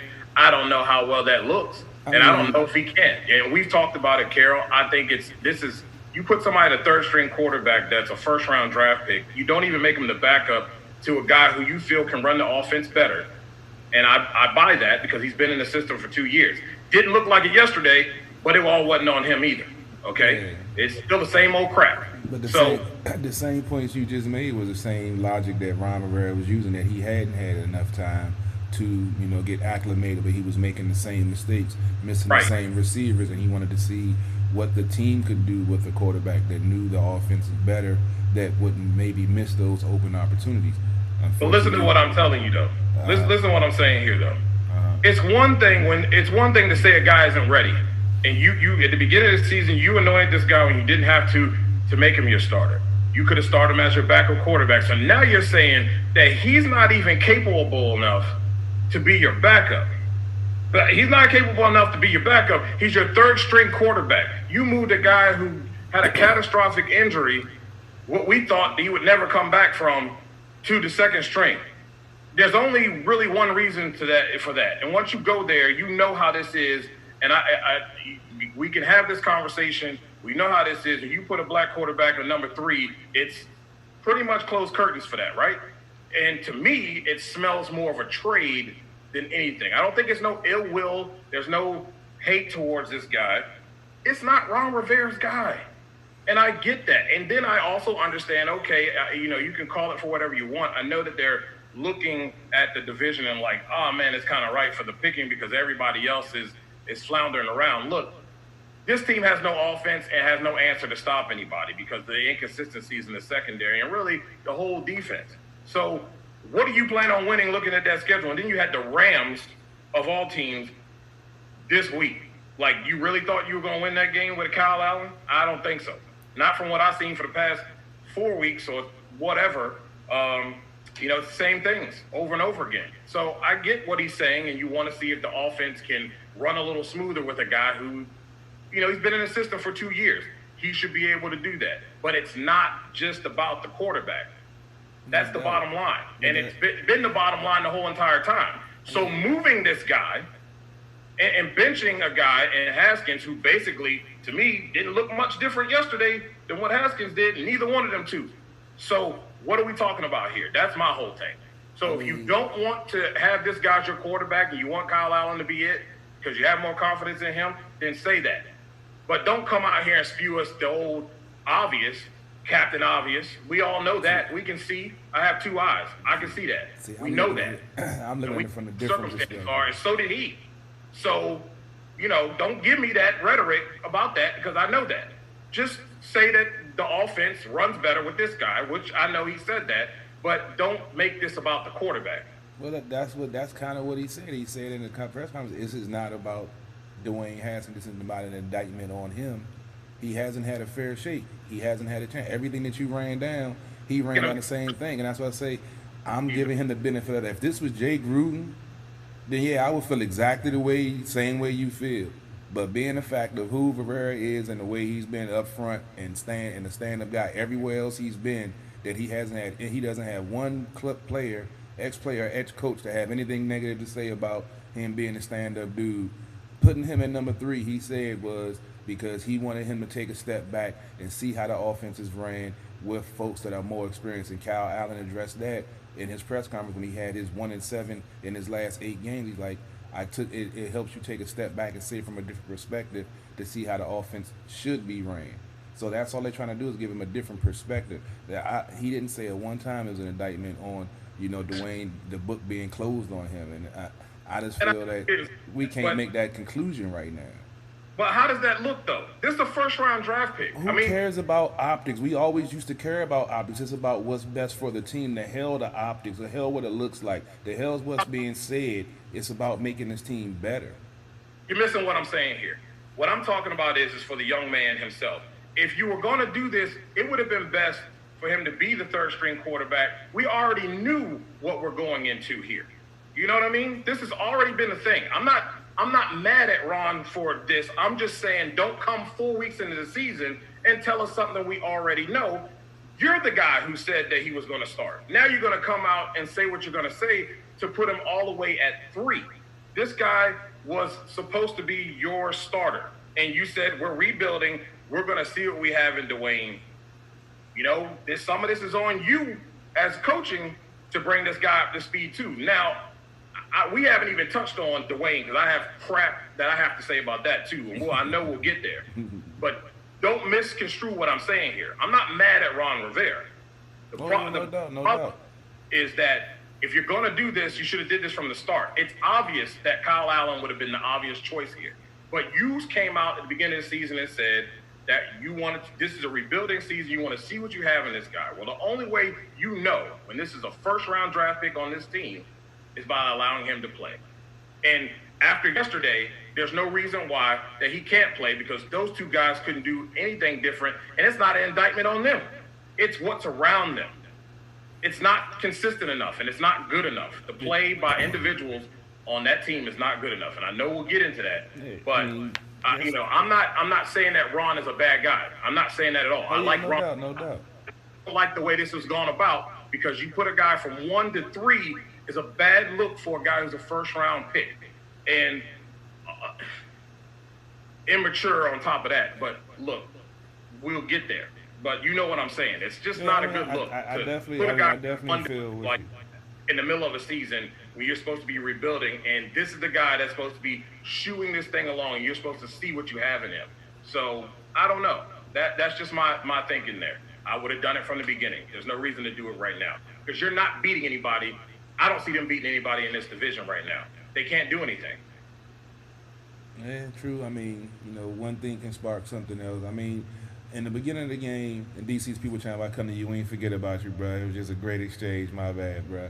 But Tuesday was getting this shit off. Yeah, but I think we saw a little bit of difference with the play calling in the beginning when we saw them get a touchdown and take the lead, temporarily in the second quarter. We saw them roll in the pocket more. We saw a little bit more trying to run the ball. They brought in McClissick. They had Gibson running the ball a little bit, but they get away. I feel like Scott Turner, it has a little bit of the Jay Gruden syndrome. And with the Rams and their potent, diverse offense, it was like the perfect storm for this team, for them not to be able to get no consistency offensively and then wear on the defense because they have a 50% conversion rate on third down. And we saw why they do. They have a diverse offense with weapons all over the place, and McVay calls a great game. So It was just a combination of those things, and like you say, a team that's not that good, that's rebuilding, and it just showed on the field. The Rams are a better team. Like Robbie will point out, we all took this as a loss, on our predictions for the season. So I mean, it's no big surprise that they lost this game. It's just the fact that with the stuff with Haskins going on and everything. But like I say, I always respect your opinion. I just have a different point of view, and I'm like I said, I respect. I already know, bro. I already know, bro. It's not even a question. But I'm just I guess I'm more of the wait and see how things pan out, and I'm gonna take his word until he gives me a reason not to. DC's People Champ, you've been over there, smoking on that nice cigar, checking this out. What's your thoughts on this? And I try to keep it as PG-13 as you can. I know you got some stuff to get off of your chest. Well, not really. See, I've been a fan of this team since the early '80s when I was a tyke. So, uh, you know, I'm bringing the fans' perspective here, but I'm bringing the sensible fans' perspective here. That's a One big of the difference. things that people seem to are forgetting here is that this is a very, very young team. Okay, and Carol, you made the point about this in your very passionate post game speech yesterday, that people have got to be patient. Um, as a wrestler in Japan usually says, you have to be tranquilo. You got to relax. Okay, this is a new coach. This is a new coaching staff. This is a new system. Both sides of the ball. It's not going to be exactly perfect right off the bat, especially with no all season. You know, and yeah, all the other teams in the league had no all season. So what? None of them have the same overhaul that we have. So fans have got to understand it. And that's one thing I've understand. That's why I'm not as frustrated or as angry at this loss, especially because of the fact it's the Rams. The Rams are a very good team on both sides of the ball. Their defense is absolutely amazing. And when you have your offensive line that's still putting these things together, backpedaling to block on pass blocking, of course you're going to have 8 sacks like you're going to have. If you're not running the football and letting that offensive line go at this very aggressive defensive line, they're going to lose every time. I mean, so this fan base has got to understand that, but a lot of them don't because they don't understand football. I always identify myself as I'm a Washington football fan first, and I'm a football fan second. I understand football. I've been watching it for 30 plus years. So I understand what's going on. I understand the nuances of the game and everything like that. I understand that when you have a team that's very young, they're not going to immediately gel like this when they haven't had the chance to gel before the season started, before the games count. So people have got to understand. I ambitiously, my fandom did come in when we did our predictions before the season and gave them 8-8. I may have been a little bit overzealous in that. I'll be honest. It's But predictions, baby. I gave him 9 wins. How you think I feel? that's true. That is true. But I feel like you give them a couple more games. Let them get the system under control. Let them get on the defensive side, get themselves situated. I think they're going to start wheeling off some wins. They're going to start surprising people because they have the talent. A lot. They may not be named talent, but they have the talent to be able to do it. They just got to be able to put it together. And fans have got to understand and be like, you know what? Let's see what happens. Riverboat Ron took the Carolina Panthers to the playoffs, to the Super Bowl, and he had vast talent. And he's somebody who is not going to sit there and sugarcoat anything. So believe in this coach, believe in this staff, believe in this team. They are going to turn it around, but you have to be patient. Tranquilo. I keep on telling people that they need to give it at least 2 years. Let rebuild. We had this great interview with Walter Roberts last week that I hope people go back and listen to, and he talked about championship pedigree and how you have to build it over years. It's not something. There's been stuff in our office that's a mistake. There's been stuff in the coaching staff. There's been players. It's across the board that they need to be like making these adjustments. And you have to have expectations. I mean, I had them exactly where they are, 1-4 through 5 games, but I still had them having 6 wins because I thought that it would take them some time to get going. I have them winning 4 out of the next 5, though, right? So this is where that next step needs to happen. Can they beat the Giants and Cowboys? They played them twice each. So I see Dejanay doesn't think that they can, but it will be a more interesting test for me than the Rams, which I never thought we were going to be. right? So I don't think that the test should have ever been the Rams. It should have been, these upcoming games. And I understand why they want to get our quarterbacks into the flow of things before they get into those games, if that's what you really want to see, because you don't want to throw, an Allen, into a division rivalry game where it's on the line that was his first time seeing in-game reps. So I think I understand the thought process. They gave him 4 games. They didn't see the progression they wanted to. But I understand it from both sides. That's an interesting point you just made, and I'll buy that there. But when now when you want to come in a press conference and you want something like that, then you should come out and say it that way. You know what I mean? That's where I have a problem at, from the reporter side of it. And when you're looking at how you're dealing with players, you're dealing with a young man who is trying to develop. He's trying to develop and find his way as a man. He's young. He does some immature things out there. Too much blabbermouthing on Twitter and Instagram. The keying and whooping it up with Baltimore after the game when you got a foot hung in your behind. Those things you have to learn. Did he have a stomach virus yesterday? I don't know. We're going to take the high road on that one, Dujanay. We're going to take the high road on that one. I'm going to take the high road. I'm just going to say, I don't know. But I do like what Robbie said there, and I will buy that. If you're going to say, okay, I gave him a first quarter window. This is our second quarter. We wanted to see what Kyle Allen can do in the second quarter. Yeah. We can win a couple games in the second quarter, then maybe I'll stick with Kyle for a little while longer and see if we can get some more wins, because, see, our division is garbage. But he pretty much said that in the press conference. That's what he did say. Yeah, that's pretty much what he said in the press conference. No, he didn't say it the way Robbie said it. Nah, that's exactly the way because we both watched the press conference because he put it on our page. I watched the whole 45 minutes with him, Scott Turner, and Kyle Allen. And he broke it down just like you just broke it down. Okay, well, maybe I missed that, but again, if that's what you're going to do, I'm okay with that. And I hope those guys understand that. Now, if he's acting childish, then maybe somebody wasn't aware of that. Or maybe he's just what I said earlier. There's some immature things that have happened here. And I'm just going to leave it at that. Let me piggyback off of that because we actually got a question from the Facebook Live from Chris Howe. He said, is there any truth to the stories about Haskins not working hard? And I heard the total opposite when he first got drafted, that he was supposed to be, a film rat, that he was always studying film. And I've heard a couple of rumblings about that, but I haven't heard it loud enough to, give it credence. Have you heard anything about that? No, I haven't heard anything about it. I think the biggest problem here is first of all,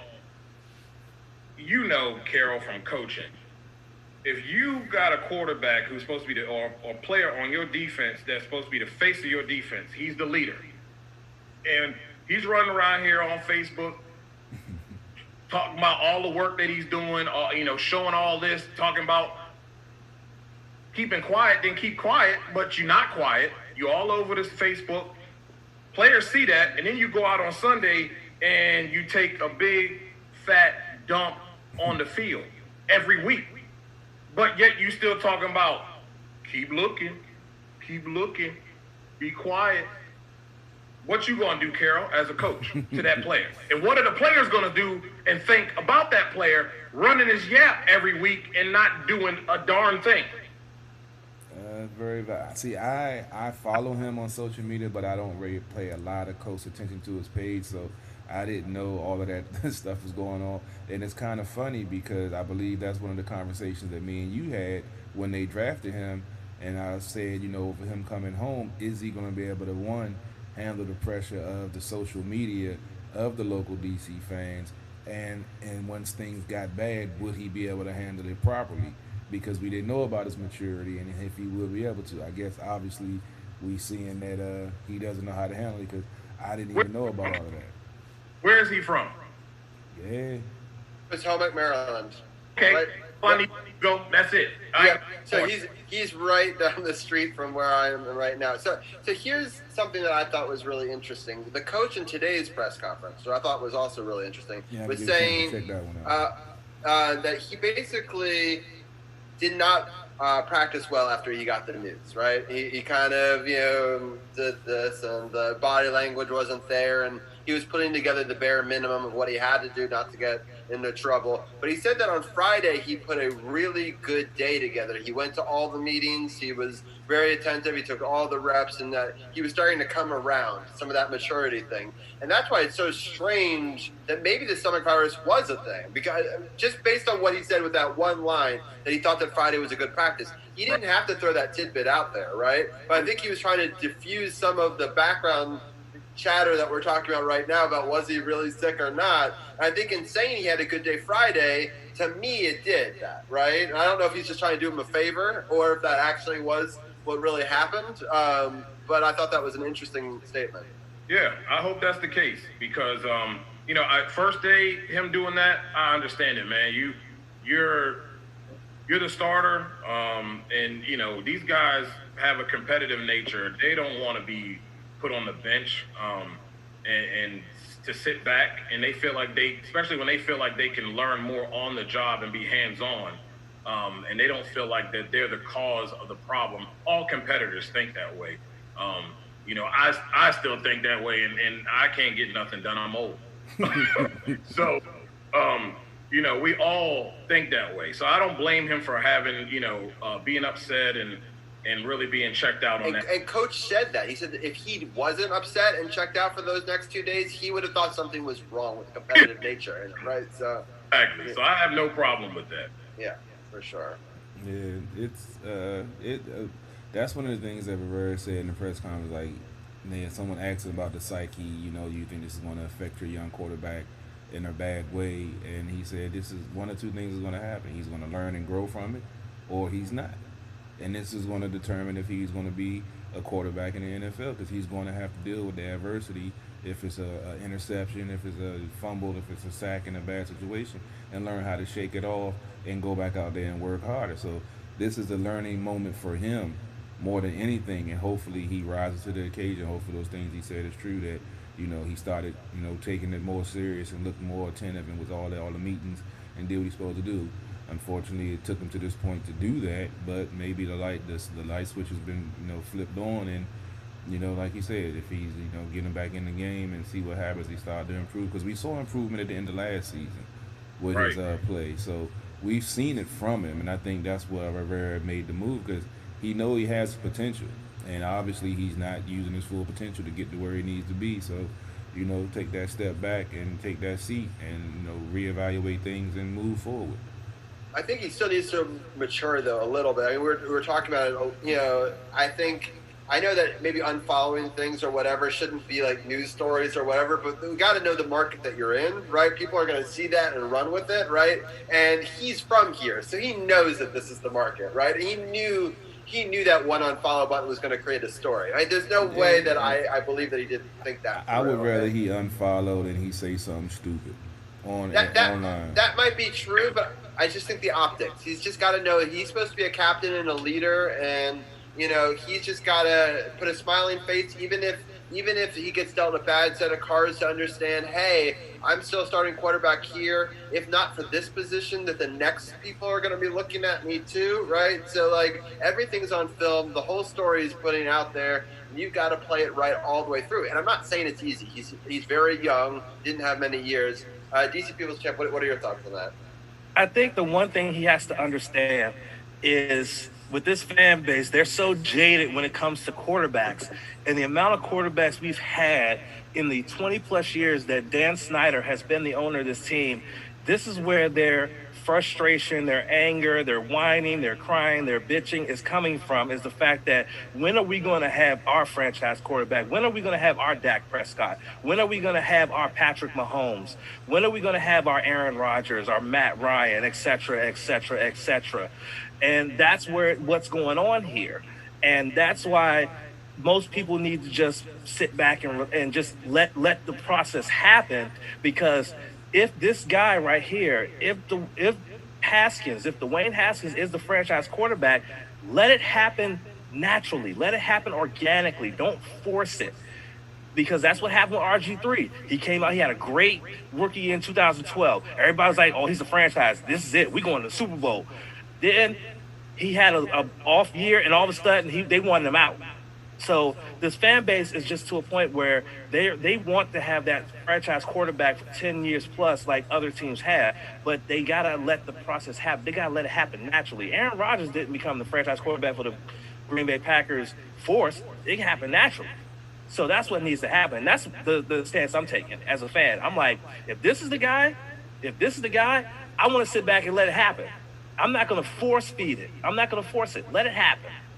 Yeah, let it happen. Martin and Christian ain't getting it done to have a franchise quarterback. You know, that's one thing I've always noticed, and being from the area and having family that are fans, you know, Washington has always been about blaming the quarterback every time, but they seem to miss everything else that's going on out there, and it's always on the quarterback's shoulders to monitor. But I'm gonna tell you right now, man, there's a lot of guys that are learning on this job. A lot of young guys. It's a young team, and like DC People Champ said, it's about patience right now. This is what rebuilding looks like, and you're at the beginning stages of it. This is an extremely young team. Everybody's learning on the fly, and they're learning something new on top of that, which they never had a long enough time to really gather and put together and put out on the field. 2 weeks is not enough to be season ready for this young team, as much turnover as they've had.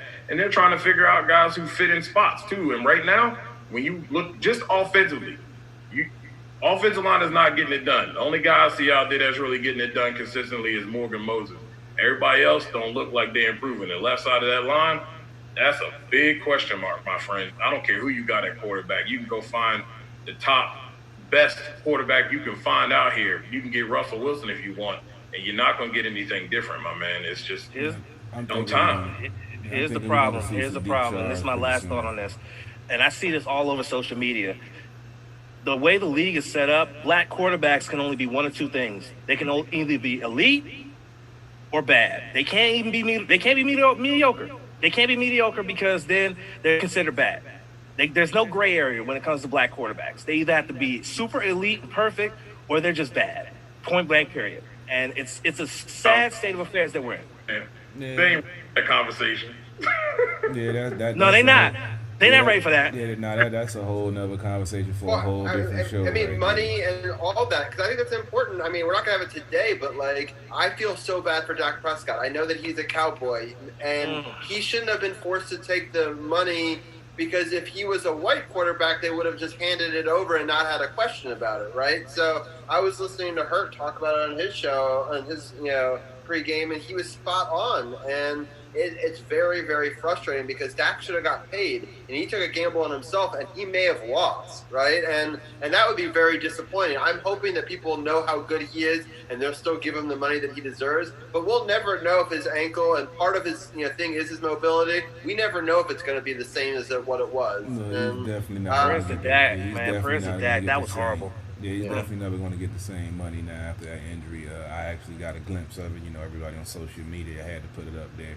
And, it was bad.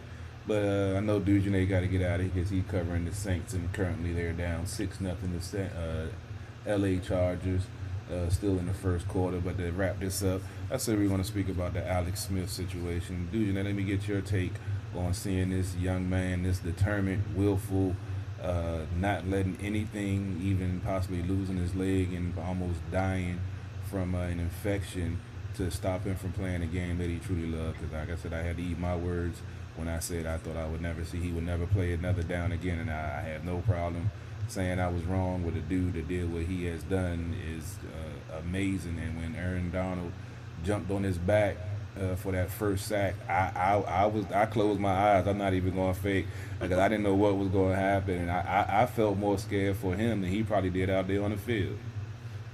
You're right. And I texted you earlier. I texted you during when I saw that. I had been talking about the fact that could easily be a possibility. And the more and more I saw Kyle running around taking big shots, like it was a matter of time. When he actually walked out on the field and it was going out there, it was kind of surreal. It was, and my stomach dropped, to be honest with you. I was very scared for him. And still scared for him, but like you said, when Aaron Donald jumped on his back, I just ran away from the TV because something bad was going to happen. And then when I went back and the replay was still there, and I'm like, I can't believe that this dude was taking steps. He had Aaron Donald on his back, and he's okay. And I'm like, all right, he may be okay doing this thing, but it's pretty incredible what that man went through, almost losing his leg. I didn't want him to go back out there, but that's just me. His will and determination, and that's something he wanted to accomplish. More power and big ups to him for being able to setting a goal, reaching that goal, and then seeing it through. And not only seeing it through, but it's one thing to get out there and keep the jersey clean, but he got hit a lot in that game. So there were some hits that were reminiscent of the hit that he took that caused the injury. He seemed to not be phased at all. He just popped back up and went to the sideline like it never happened. And that's remarkable. It's a big example for kids and adults today. All I can do is smile, man. I thought that was probably the best thing that's probably going to happen all this year. It's remarkable. And his family was there to be able to see that too. I know his wife was cringing at times as well. Yeah, I know she needed some antacid after that game. Her stomach was probably bubbling all different types of ways watching that. She's like, all the stuff that she was probably having flashbacks of all the stuff that he had been through the last 2 years. She probably was. But she looked like she was excited when he got in, but then she sat back and I was like, oh boy, I got to watch the rest of this game. Yeah, really quickly, I just want to read this one tweet from Barack Obama. Congratulations to my friend Alex Smith for fighting back from a life-threatening injury to start at quarterback again for the Washington football team. It is a testament to his strength, determination, and the love and support of his family. I thought that was a very well thought-out tweet, very, very impressive. I still have goosebumps thinking about it. I came on the post-game show with Carol last night, and I only come on after wins, but it was such a pivotal moment and such an amazing thing to see. I had to speak on it even yesterday. It was just I think between that story, and obviously what Rivera is doing, with, the fighting of the cancer, I just think we could never win another game the whole season, and I would still be very impressed with the culture shift that's happening right before our eyes with the Washington football team. And I think that people should be looking at those moments and not trying to fire our coach or try to, mismanage or, say, hey, you said it was our quarterback and it turned out to be the quarterback in the first game. You should be gone because clearly you don't know what you're doing. Like, it's just, why is that the rhetoric of our fan base when we have got these amazing stories right in front of us that the national media is spotlighting, but the local media and the local fan base struggles with? And that, I think, was a frustrating thing sort of the Monday morning for me. So, yeah. I'll say this too. I think even us, and I'll be honest, a lot of us as reporters now don't, a lot of these reporters don't know what they say they know. I think you can look to the hiring of Jason as an example. That story broke, and it broke from them. And that's how they've been doing it. So I'm going to also go with the thing of I don't believe everything that coach is telling me, because I believe that they have a plan, and they're not out here telling everybody exactly what they're doing or what's going on, because at the end of the day, it's none of our business. And when they want to break it and tell it, they will break it and tell it through their media system, and they will distribute it out to us, so that there's no read between the lines or any innuendo or anything like that. That it will be straightforward and a word that we can trust. So there's a lot of frustration for various reasons. Fans have been watching this for a long time, but I think that you're seeing a true rebuild here. Even though I don't like the fact that they're not using their starter and finding out what they have in him. At the end of the day, I'm not going to argue with it. This is what he wants to do. He has a plan, clearly. And you can see that why they're putting different guys in, something that Jay didn't do when he was there, especially safety position, to see if they have guys there that can play. And they're seeing that they don't have it right now. Neither do they have it in the money pit that they have over there in Landry. I love him, but he's not getting the job done right now. So there's a lot of things they're trying to figure out. So before we come down on the coaches for what's going on the field, I think there's a lot of learning going on, and there's a lot of searching as well of who are guys that in the long run, we have a full off season, hopefully in 2021, or even if we don't, we have to make a plan now to see who we have and who is keepable, and then who are guys that now we are going to bring in, whether it's through free agency, through the draft, to solidify the talent we see here and that we feel that we can use for what we're trying to do here with the new Washington football team. Real quickly, I wanted to piggyback off one thing that you said, and that's about the media outlet of the football team, right? So we had Julie Donaldson on a couple of weeks ago. I thought she was very transparent with us, which I really appreciate. I hope people go back and listen to that because she sort of, set together what her game plan is. And obviously, they're still learning on the fly. It's a whole new department that she's trying to restructure. But at the same time, they really want to try to communicate and bring the fan experience in and try to be as transparent as it is. So all this reading between the lines and saying that people are drafted or he's not practicing or he's celebrating in the locker room, I mean, there's just so much media spin and bullshit that's going around. And I have to admit, I sometimes get caught up in it too, right? So, I mean, it's a natural thing to do. And we have to sort of pump our brakes and try to not do that and try to let it really unfold the way that, that it needs to unfold. Because they're the same ones who've been spitting the same crap all this time eventually, and I've been saying this for years now, it's slowly but surely getting to the point where they're not going to have a leg to stand on because they don't have the little weasels that they can go and find stuff from so they can continue to run with the narrative about how trash dump, because it really feels like that the media there is really, they're the ones who want to get Dan Snyder fired as much as, they've kind of gassed the fans up to a certain degree to be at this level, but they're also a part of it too. And you know who I'm talking about. You know who they are. Dude, you going in tonight, brother. You going in. See, I'm trying to stay out of jail. I'm trying to stay out of jail, and you about to put me back in. I'm tired of playing with people, man. I feel you. That's why we started this 5 years ago, so we have an opportunity to have real discussions instead of all the bullshit, Yeah, but I got a question off of my feed addressing about the name issue. They still, I guess this might be their first time tuning in. We've addressed this before, and we'll let you get out of here, dudes, so you can get to the game and get to your analyst stuff, so you can make. I know you're gonna write that great article after the fact. But the thing with the Washington football team name, it's in litigation right now. That's why they have the Washington football team now for the name that they're going to choose, because we had a genius in this area trademark any variation of anything with red, wolves, red, anything.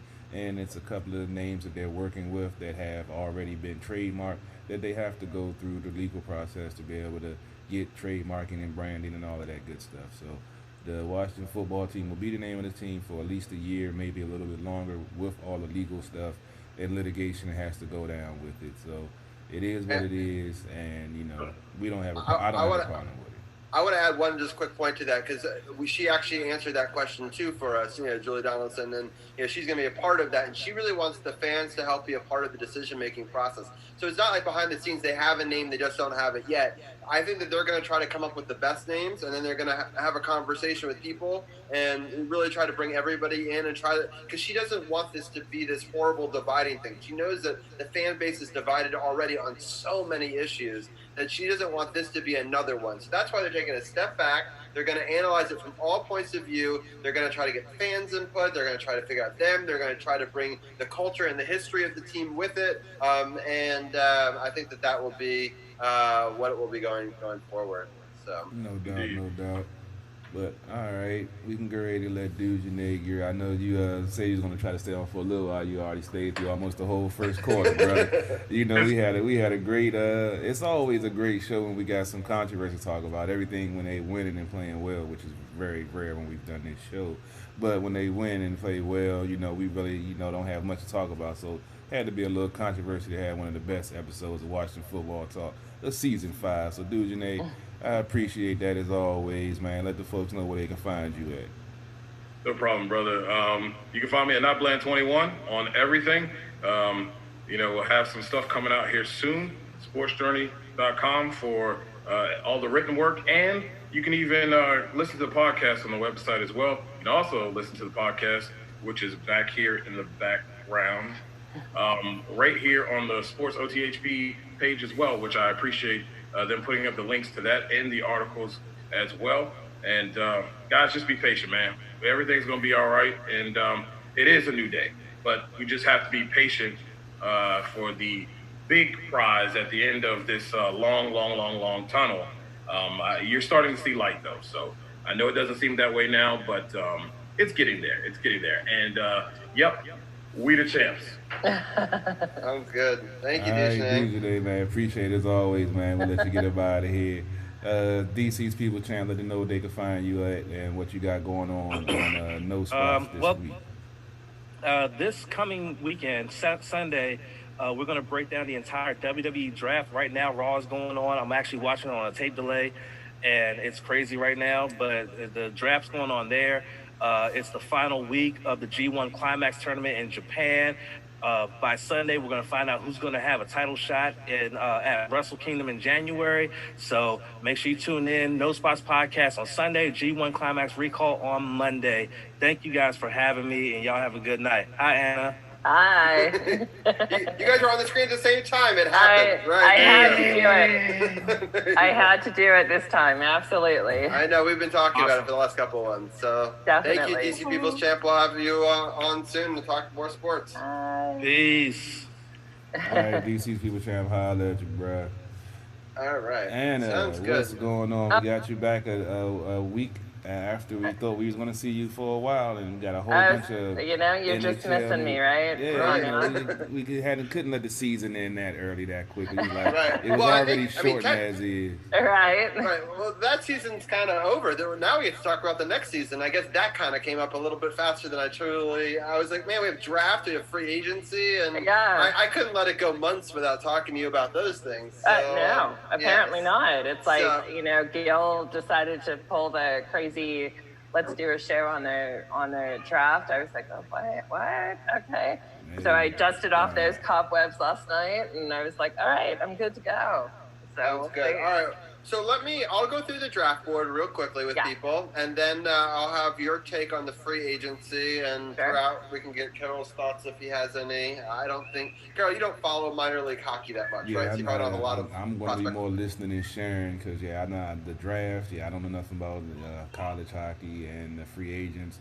I only know them once they come to the team, baby. So, y'all go ahead and take this away. I'm going to just go ahead and share it to some of the Caps groups. I appreciate that. That sounds good. All right, so let's just go through the draft as it was. So they had a couple of picks. They even traded for some picks. I'll give a quick little shout out to Washington Capitals social media. They had a great little video today earlier that shows what it was like to be behind the scenes for rounds 2 through 7. I highly recommend people go check out. It's like they probably took a couple days worth of footage and chopped it down like 4 minutes, and so you just get a little taste of it, which I thought was really interesting. It was. I am so glad that you shared it because it was truly fantastic to see kind of what it is like to be behind the scenes and what goes into it, and what you like, how they have their phones ready and they're they're ready to go. So they gotta have a lot of phones ready because they're calling all these. So thank you for sharing that. I'm glad that I was tagged in that. So thank you. Yeah, for sure. Okay, so Hendrix Lapierre was our first round pick. We got that pick from Calgary. He's a center. He's kind of in the Backstrom mold. He recorded nearly a point per game in limited action during the 2019-20 season and in the minor leagues. And he won Offensive Rookie of the Year in 2018-19 in those lower leagues. He helped Team Canada win silver at the 2019 Gretzky Cup, where he led all skaters with 3 goals and 8 assists in 5 games played. So he trains alongside people like Chris Letang, which I thought was interesting. And his scouting report, which was kind of cool. He's a great skater with powerful strides, excellent puck skills, has high hockey IQ, able to execute plays at a high speed, creates time and space with his puck skills, and has the creativity to make plays. Strong two-way game, a complete player who brings strong work ethic. So he reminded me a lot of a Nicholas Backstrom, and they said the current player comparable that they had was Jonathan Toews. So, I mean, if you're compared to those two players, I'm excited to see. My favorite thing is on social media, he quickly had to log into his accounts because Ovi was tweeting at him or Instagram posting at him or whatever, and he had to quickly get into his accounts to respond to him and he showed some pictures which I loved. I love when it. he was a kid. So it kind of reminds me of a little bit of what we saw in Toronto a couple of years ago with the Toronto spread, right? So, Right. So he had a fat head of Alexander Ovechkin behind him. Yep. He's wearing an Alexander Ovechkin jersey. He says it was his first NHL jersey, and he says he was a diehard fan growing up of Alexander Ovechkin. So that makes me very happy. I mean, those are all the things I want to hear. Nicholas Backstrom 2.0, Ovi fan. I don't know how quickly he can get into an NHL lineup, or if he's got to sort of work his way up like they do. But I was very excited about that first round pick. Do you have any thoughts on him before we move on? He is one that I have starred, absolutely. Gil and I did talk about it last night on Power Play, and we were saying when you have a player that has the honor of being compared to Nicholas Backstrom, that's huge. And especially in the sense that you have it in a Nicholas Backstrom who is not an aggressive player, but just that wickedly smart player, and he's calm and he's smart and he's just knows where to be on the ice. And this kid is 18 years old.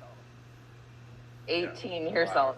And I know that there is a lot of negativity on the ends of his past injuries, which Gil and I kind of realized last night some of it had been falsely for those who don't know, concussion potential issues, neck issues, things like that, which is why he wasn't higher than 22, right? So, I mean, he was considered a top 10 talent, but there was this injury question, which is why he kind of dropped to us. Yeah. Right, and it was like, he has so many concussions, but it wound up actually being what they call a cervical dysfunction, which is not a concussion, but once people hear concussion, you automatically think like, oh my gosh, he's had one, he's had two, like. And he had a surgery to repair some of that, I believe. So, right. So I think, he's 18. I think he's going to recover. I think he's a name that we will definitely be talking about, and I am pumped. He's started on my list here. Sounds good. The next couple, I'm going to kind of go quickly through because we don't have as much information about it, and I kind of want to get to the free agency, so I think that's a little more exciting. Because you never know if anyone beyond a third-round pick is ever going to pan out in the NHL. So the next one is, I think it's Bogdan Trianovich. Who knows? He's Russian, so I'm sure that Ovechkin would like him. He played on Dynamo Moscow, which we know that Ovechkin is a big fan of that team. So he's played in 36 games for them, had 12 goals, 14 assists for 26 points in the 2019 season.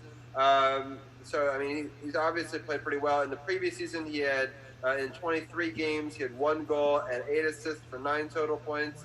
So he's definitely an interesting player. He was born in 2002, so he's young, has a lot of upside. And then there is Bear Hughes, which is an American. I'm a fan of. You are from Spokane. He played 61 games last year, had 16 goals, 31 assists. So that's a lot of assists. He plays center as well. What are you hearing about Bear? I don't. There's something about when you see kids. To me, they're kids because I'm my God, it could be their mom. Right. But when you see them interviewed and you see their passion and you see their skill on the ice and just everything, there's something about Bear and LaPierre that I am just super excited for. I just think that there's something about these guys that are just going to bring something. There's just something about that vibe that you can see the competitiveness, but you can also see that they're willing to learn. And there's a big difference between, when you come in and you're some cocky, 18-year-old or however old and not willing to listen, and ones that are like, oh my God, I'm playing with the guy who's like my first NHL jersey. I'm going to listen to everything he has to say. Yeah, for sure. So the next person is Garland Borkland, I think. Bjorklund. Yeah, Borkland. Okay. And he is a Canadian who played in the WHL. He had a great season, so he's a goalie. And I think that you can never have too many goalies, especially you could maybe stick him down in Hershey or whatever and develop them, because you always got to kind of be developing the next level of talent. I know we've got a bunch of great goalies in our system already, but he ranked third among WHL rookie goaltenders with 20 wins in 2019-20. So he obviously, still room to grow, but was putting up really great numbers. And so he seems like he's in the style of play. They were comparing him to Jonathan Quick, which I thought was interesting. So, I mean, that's an impressive person to throw out a name. I was going to say that. That's a big, that's a big compliment. So I'd like him in our system, even if he's got to start at the bottom. He's, very young. He was also born in 2002.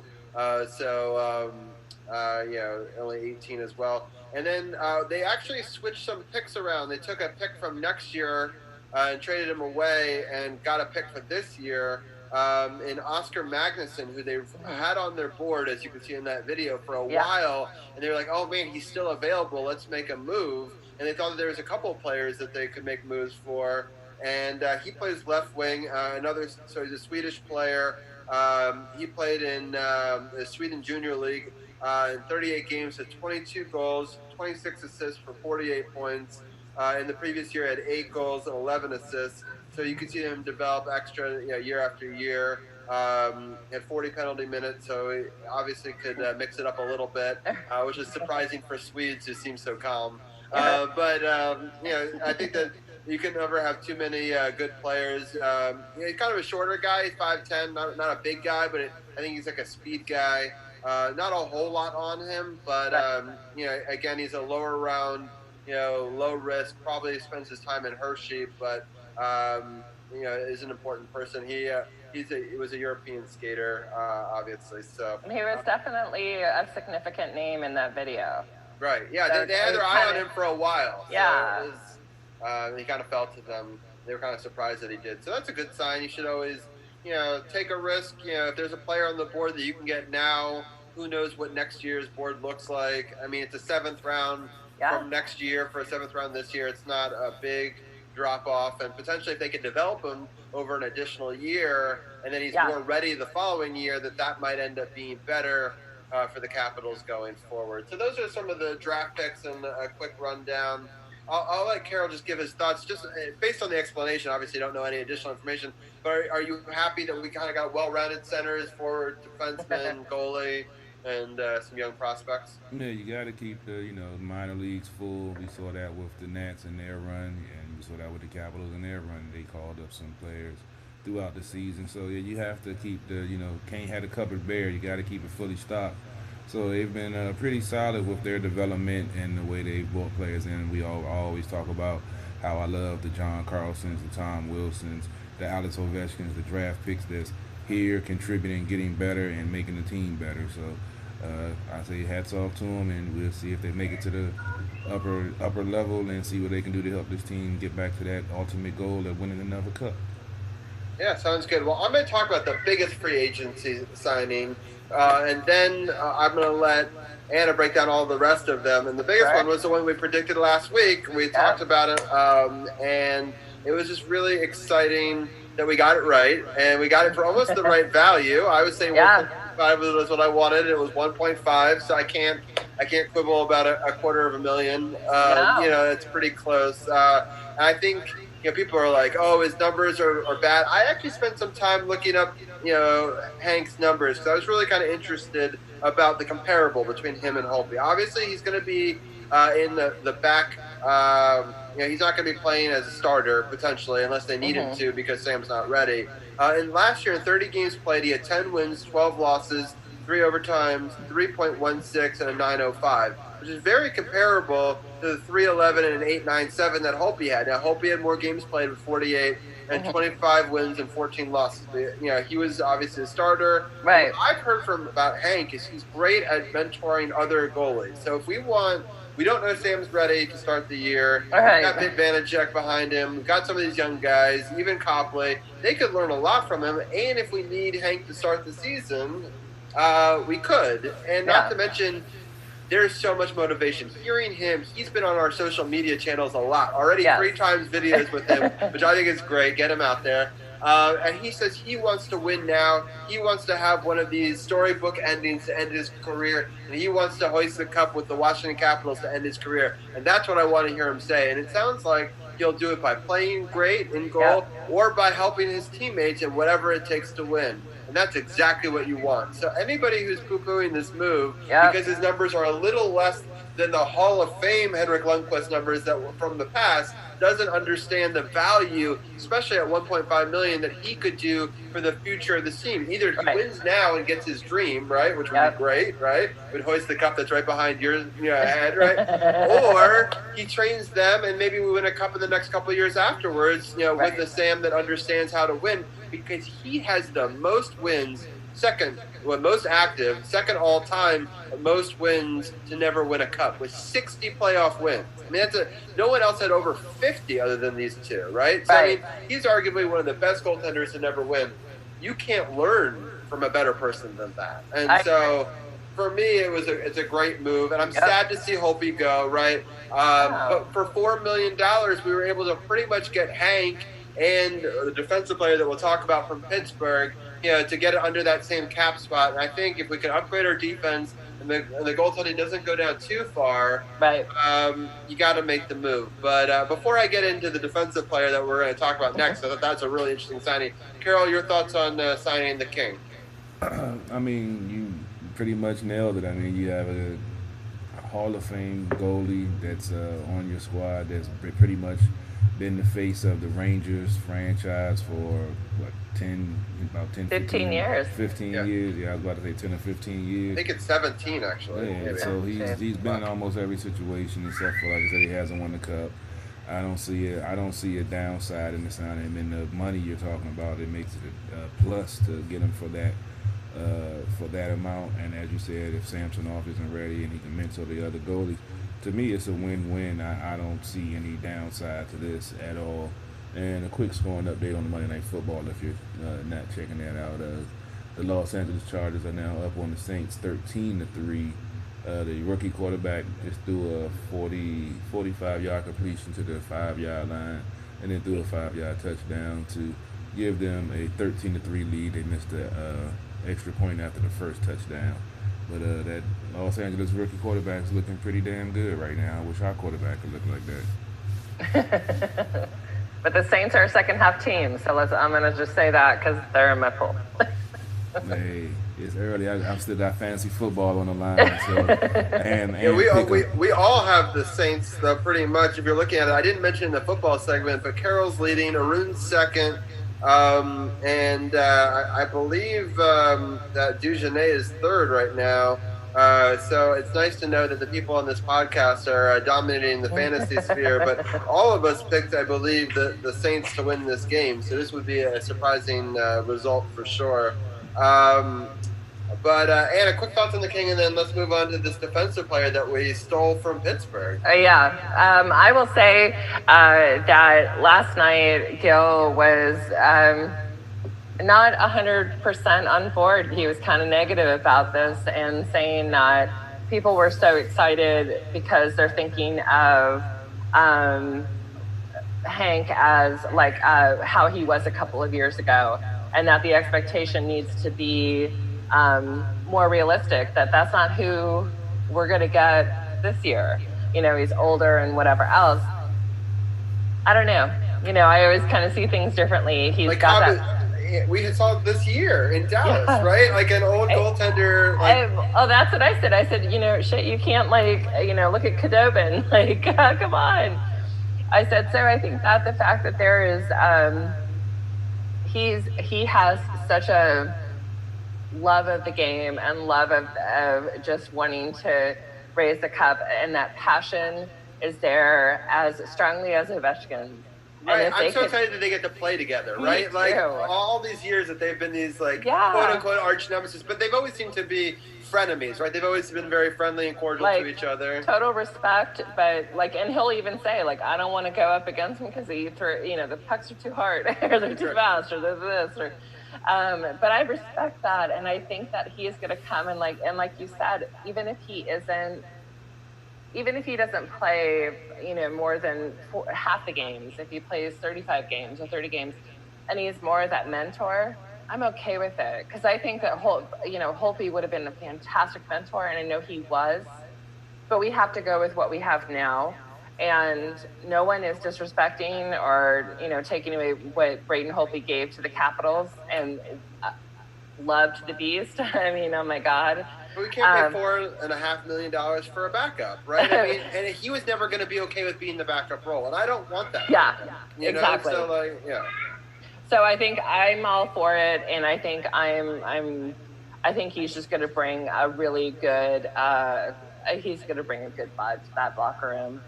Yeah, I think so too. All right, let's get into Schultz here. Yeah, this was kind of a surprise, I have to admit. I just was like, wait, what? Justin Schultz from the Pens, 2-year contract as a defenseman, 30 years old. So that kind of was interesting to me, because our entire defensive line, that's the average age. They're all like, we're not looking at anybody younger. We've hit like 30 across the board. And I don't know if this was a good call or not. And he's very expensive. I'll put it that way. Yeah. I do like that it was $3 million this year and $5 million next year. So it's an interesting breakdown, because I think it afforded us to be able to put the King into, we were able to get the King and him this year for that $4 million. Right. I don't know if this will screw us next year, but here's one thing to think about that people aren't talking about. We can expose people next year, right, to Seattle, and Seattle's going to have to get to a ceiling, right? So if he doesn't work out and he's not amazing and we don't think he's worth the $5 million, we could put him as one of the people we expose in that draft. Which is why I also think that it's important that we didn't sign Holtby, because we probably have to expose him in the following year too. So I'd rather expose a defensive player in my mind. And so if he works, great. We kind of got rid of Gudas. He can kind of fill in some of that role. Yeah. But I think he had an off year last year, so people are looking at that, kind of like Hank had a little bit of an off year. But when he's in his prime, I mean, Justin Schultz was a problem. I mean, he caused a lot of issues for the Capitals in the past. I don't know if people remember that, but, I think he could be a really good defensive player. Well, I think the one thing that stood out when watching a McClellan interview was that he considers him an offensive potential. And the only problem I have with that is he's 30. So we shouldn't be a potential. We should be you want to be like almost a guarantee. And I think that's where I'm kind of wavering on is this a good thing? Was this an impulse? Did we do this because he has experience? I don't know. He's one that I'm kind of really iffy with. I think a lot of it they had to pull the trigger because of Michael Kempney, right? Because so with Dylan, we talked about Dylan last week that we wanted to bring him back. He did end up signing with us, and so that's good for 2 years at around the same amount of money that we're talking about here. So $4 million seems to be the average for like a really good defensive player. Now whether they'll show up for us or not, it's yet to be seen. But it's going to be interesting. So because Kempney is in long-term IR, his cap comes off the book. But when he comes back, it's going to put us in cap hell. So I do wonder if we're going to have to move him or somebody else, before he comes back, or even now, once the people are sort of settling with the draft picks and the free agencies, and try to move him. I don't know if people are going to want to pick up somebody who's injured. So, I mean, that's going to be difficult. Right. You're not going to get equal value back. You may have to even give up something to have him taken off of your books. But I think that was a big push, and why we got a couple of other defenders, that we also, were able to pick up. Do you want to list off some of the other players that we were able to get? Absolutely. So we have Paul Ledoux. He is another one. He's a defenseman we have for 1 year. Was drafted with the Kings on 2012, 28 years old. I'm okay with it. I don't mind him as a player. He's not one that sticks out due to injury, due to penalty minutes and things like that. I think that this was a smart move, and I think the 1 year contract is was a good thing to have. Cameron Schilling, I think we kind of shook our heads like, Huh. Okay. You have a 32-year-old, 1-year, 2-way contract, alternate captain of the Hershey Bears, but he signed with the Caps in 2012. And, but he only played 6 games between 2012 and 2015 and then coming back. So you kind of want to have like that Cinderella story or something where you're like, hey, he played and not that much, and then he came back and he was really fantastic. But again, at 32, you just don't know what's going to happen, and I think that's what's been so interesting in a lot of this. I think that's going to be a def move for Hershey, though. I think he's going to be a veteran leader on that squad. I'd be interested to see if he makes this team. Yeah. Yeah, and I think that's what it really comes down to is like that whole 2-way and the alternate, the captain or assistant captain, however they call it. It's like that may just be where his leadership is going to be. And I'm so okay with that. They need leadership down there so that way they develop talent. So exactly. I appreciate that as well. Exactly. So I'm trying to think of who else do I have down here? Daniel Carr. Okay. So he is 28 years old. He is another 1-year, 2-way contract. Played for the Knights. Currently, was playing for the Preds. Left winger. Now we're out of the defensive. Quote unquote, what I've heard and what I've read about, feisty and passionate about his game, which kind of tells you there's penalty minutes and other stuff there.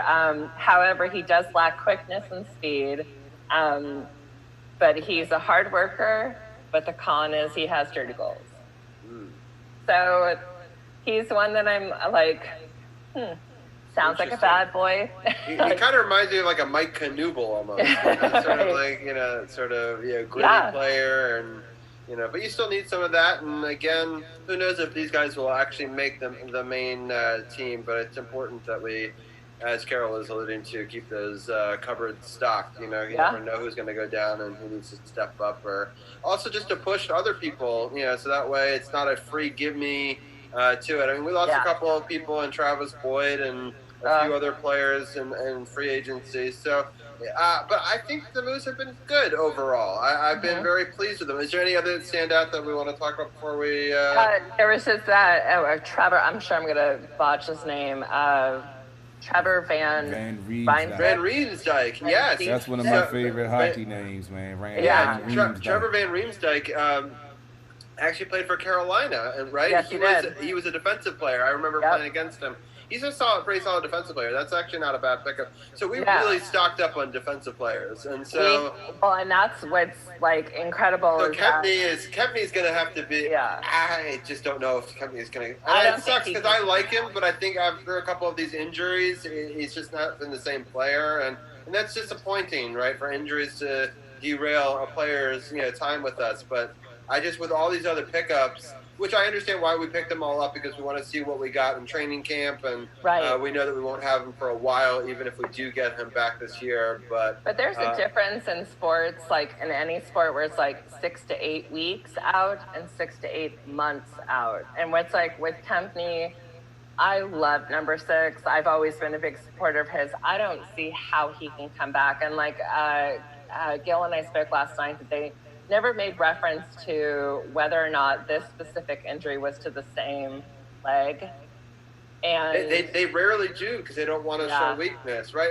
One of the things that always bothered me about the NHL is it's like, upper body, lower body. They don't want to give anything away. And I get it. Like, I mean, in football, you see people target stuff when they find out, they give them a nudge on an arm or whatever. So I think that in hockey, they're trying to avoid that. I thought it was his Achilles. I thought it was listed as his Achilles injury. It was an Achilles injury, but the question is it the same leg that he had the other injury to? Yeah. Or is it a different? So sometimes when you're healing one side, the other side gets weak because you're not trying, and you favor the other, and it gets hurt. Or sometimes it happens structurally to the same leg, which actually could be worse, because then you've got 2 problems with one leg. Hard to know. But Trevor, like, I don't know, he's that one. You got a 2015 Cup with the Hawks and then playing with the Hurricanes. So he starred along with LaPierre. I think he could be really good for us. Yeah. So, I think they did a really good job in free agency and the draft. I mean, we were very up against it in the cap situation. It'll be interesting to see once some of these names come back off of long-term IR, all that, how they'll sort it out, whether they'll move them ahead of time or just have that be a later Capitals issue. We'll see how that all shakes out. But I was very happy with it. I'm happy we had an opportunity to break it down because I felt like it was worth chatting about a little bit and letting some of our Cap fans know about some of these moves. Absolutely. And of course, I think we're still trying to figure out what's going to happen to Panik.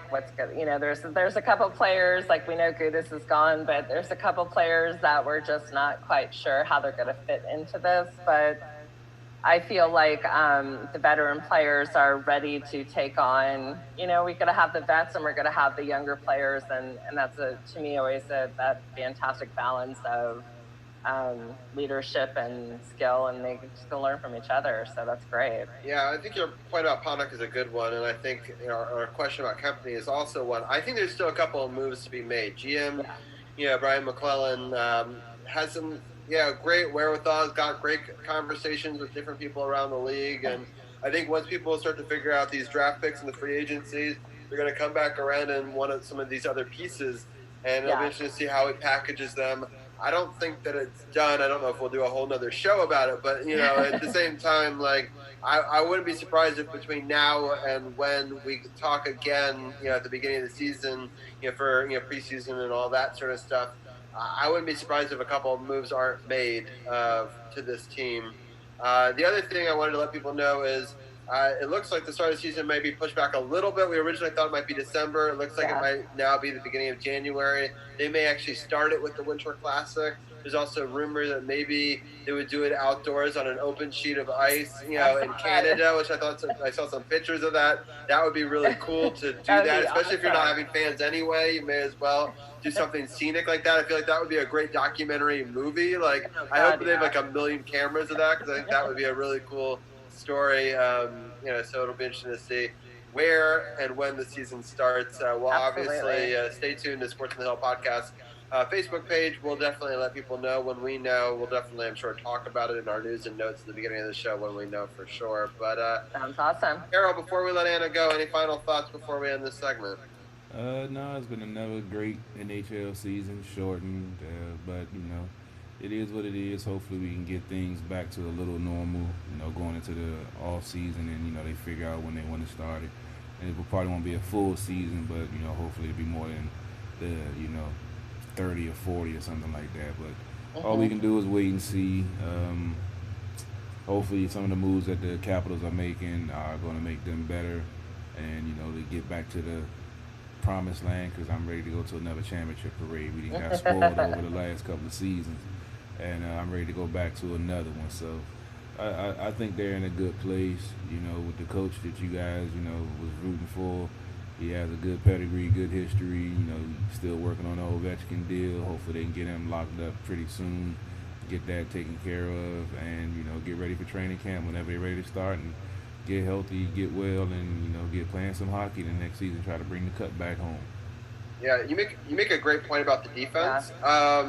Because that coach is known as a great defensive coach. So I think that it's not a surprise that they picked up a lot of defensive players because they're going to want to see which ones fit his system, right? Just because we had them before or after or whatever, we don't know. I mean, his system is going to change it a bit. And I hope not too much. Obviously, we won the Cup not that long ago. But at the same time, he's going to put his imprint on the team, which I want. I felt like the last coach didn't put enough of his imprint on the team. He was just like, what worked before worked, so I'm just going to, leave it up to that where it wasn't successful, right? So I think chalked it up to inexperience, man. Right. His first coaching gig, he didn't, he probably wasn't prepared to do a total overhaul, and he was going to see how things. What he wanted to have some, I guess, continuity going into his first season, so he could try to have a better feel for the team. Unfortunately, it didn't work out in his favor. Right, and they gave him a couple of seasons, right? It wasn't just they gave him 2 to try to figure it out. It's disappointing that it didn't, but obviously I'm excited about this. This is the coach that I wanted even before we had Trotz, so I'm excited to see what he can do, because it'd be cool to have defensive players play defense and offensive players play offense. and to see if that actually works out to our advantage. Right. It's a crazy concept, but you Why gotta not? get scoring from. You gotta get scoring from your D. You gotta get scoring right. from. But your D. I think he does. But I think it won't be as much as in the trot system. I think that the defensive players have to play more sound in a Laviolette system, and I think scoring might be a little down in his system. Well, but if they can trust the defense was solid when they went on that run. They was holding folks. No, I'm not saying it wasn't, but I'm saying the defenders came up in Trot's system in a way that they don't as much in a Laviolette-based system. Yeah, I mean, the defense when they brought in Trotz, I feel like his defense is better than any defense I've seen from Laviolette's teams. Because with the Nashville team, that's what he was known for, and he just brought that here. Just unfortunately took the Capitals a couple of 4 seasons to buy in and actually start doing what he asked of him, and then the whole system worked. You can't have 2/3 or 1/3 of the system work. You got to buy in on all levels. So I think when they were locked in, and I think his system is more sound than Laviolette. But I'm hoping it does change, because we still got that headache on again, off again, Orlov on the squad. So we're going to see if he can maybe get him to be more consistent and not make some of those bonehead decisions that cost the team on the score sheet sometimes. Well, now there's defensive pressure, right? We got a lot of players for these couple of spots, so the fire will be under him early and often to show up, and or you'll be replaced. And he's a big contract. I wonder how easily it would be to move him, but at the same time, if you need a cap space to come off the books and he's not playing well to start the season, and we need to bring Kempney back, that could be a potential possibility as well. So we'll see how it is. I want to give a quick score update in the Atlanta Dodgers game. Atlanta's up 1-0 over the Dodgers in the top of the 4th, and as Carol's been alluding to, it's 20-3 now in the Chargers game. So Saints are falling farther and farther behind. Yeah, Drew Brees threw an interception, and Los Angeles went down and capitalized and got a touchdown. That was 20-3. This is starting to look like an upset in New Orleans tonight.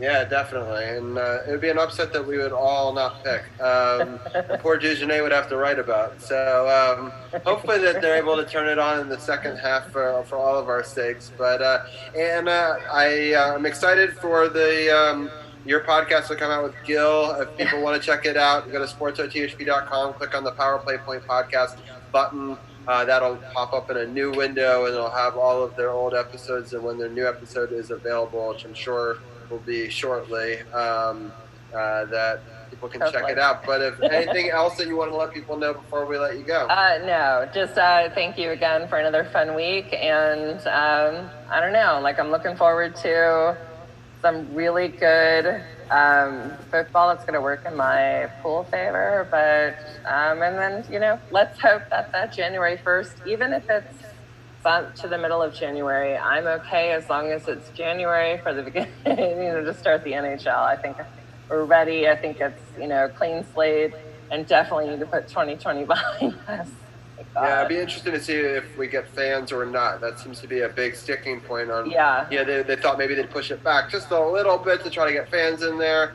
I would rather them start earlier without fans, because I want hockey now. So if that's my own personal thing, but I understand fans want to get back there as well, and the teams want to make some money off that. So it'll be interesting to see ultimately where they lie on that. But thank you as always. It was been a great season. Absolutely. And I appreciate you helping us break down some of these free agencies. Yep, and we'll be in touch. And Carol, I'm following you on your car brigade, whatever you want to call it. I hope that you're getting major business your way. Yes, indeed. I'm looking to close on my first sale tomorrow. I was on the floor for the first day and looking to close that first sale in my car sales professional career. So I appreciate that, and I was going to give a shout out at the end of the show. But yeah, if you're looking for a new ride, pre-owned certified, come holler at your boy down at Honda Waldorf. I'm ask for Carol Porter, CP3, and I'll take care of you, give you the best deal with the best customer service you'd have never seen. There you go. Sounds good. Very legit. I like it. Well, thank you so much, Anna. We'll talk to you soon. Have a good night. Take it easy. Sounds good. All right. Well, we've got another great show in the books. This one's, again, 2.5 hours. Next week, I do want to do a little update to people We're going to start a little bit later. We're shifting to just baseball and football. It's an odd year, right? We've never had just baseball and football as the only two topics in all 5 years. We've always had hockey and basketball, thrown in there at least a little bit. But we're gonna try it out. We're gonna try it at 8 o'clock time, a little bit later. That way we can also sprinkle in a little bit of Monday Night Football talk in there as well. So tune in a little bit later. So 8 o'clock, we'll start off with our Washington football team coverage, and then we'll end the show with our baseball talk, where we'll talk about, by that time, we'll know who's in the World Series. So that will be on episode 199, and episode 200 will recap the results of the World Series, which is kind of a fun thing to talk about. So again, a little bit later time, 8 o'clock, but same great programming. We'll talk football and baseball next week. And that's all I've got. Carol, any final thoughts from you? Go check out the website, as always, sportsothp.com. Like I said, if you're looking for a new or used ride, hit me up, inbox me. If you got my number, call me, text me. I'll be at work tomorrow. Come holler at me. We just had a great used car sale this past weekend. We always got sales going on, so come holler at me. Get that new ride. 2020 been crazy. Let's go into 2021 with a new ride and a new attitude. Real quickly before we drop off, I just want to remind people, great podcast this week with Walter Roberts. If you missed that earlier, highly suggest you listen to our conversation with the Flea about championships and about playing with the Washington football team and playing for Vince Lombardi. It's a really interesting listen. I highly recommend it. It's also on the website if you want to watch it. Also, Carol killed it with our pregame and postgame last week. He was very fiery postgame. It was fun to be on it with him. If you missed that, you can also check that on our website or his YouTube channel. Or also check for all the latest stuff, facebook.com/sportsothp, or search Sports on the Hill podcast. You can find us on all listening platforms. No doubt, as always. And you're going to check it out tomorrow on the podcasting platforms, Google Podcasts, Apple Podcasts, iHeartRadio, Spotify, Anchor, and a couple of other ones that I can't remember right now. But if you go look for it, it's probably out there. CP3, live from the lab. Robbie G, live from the man cave.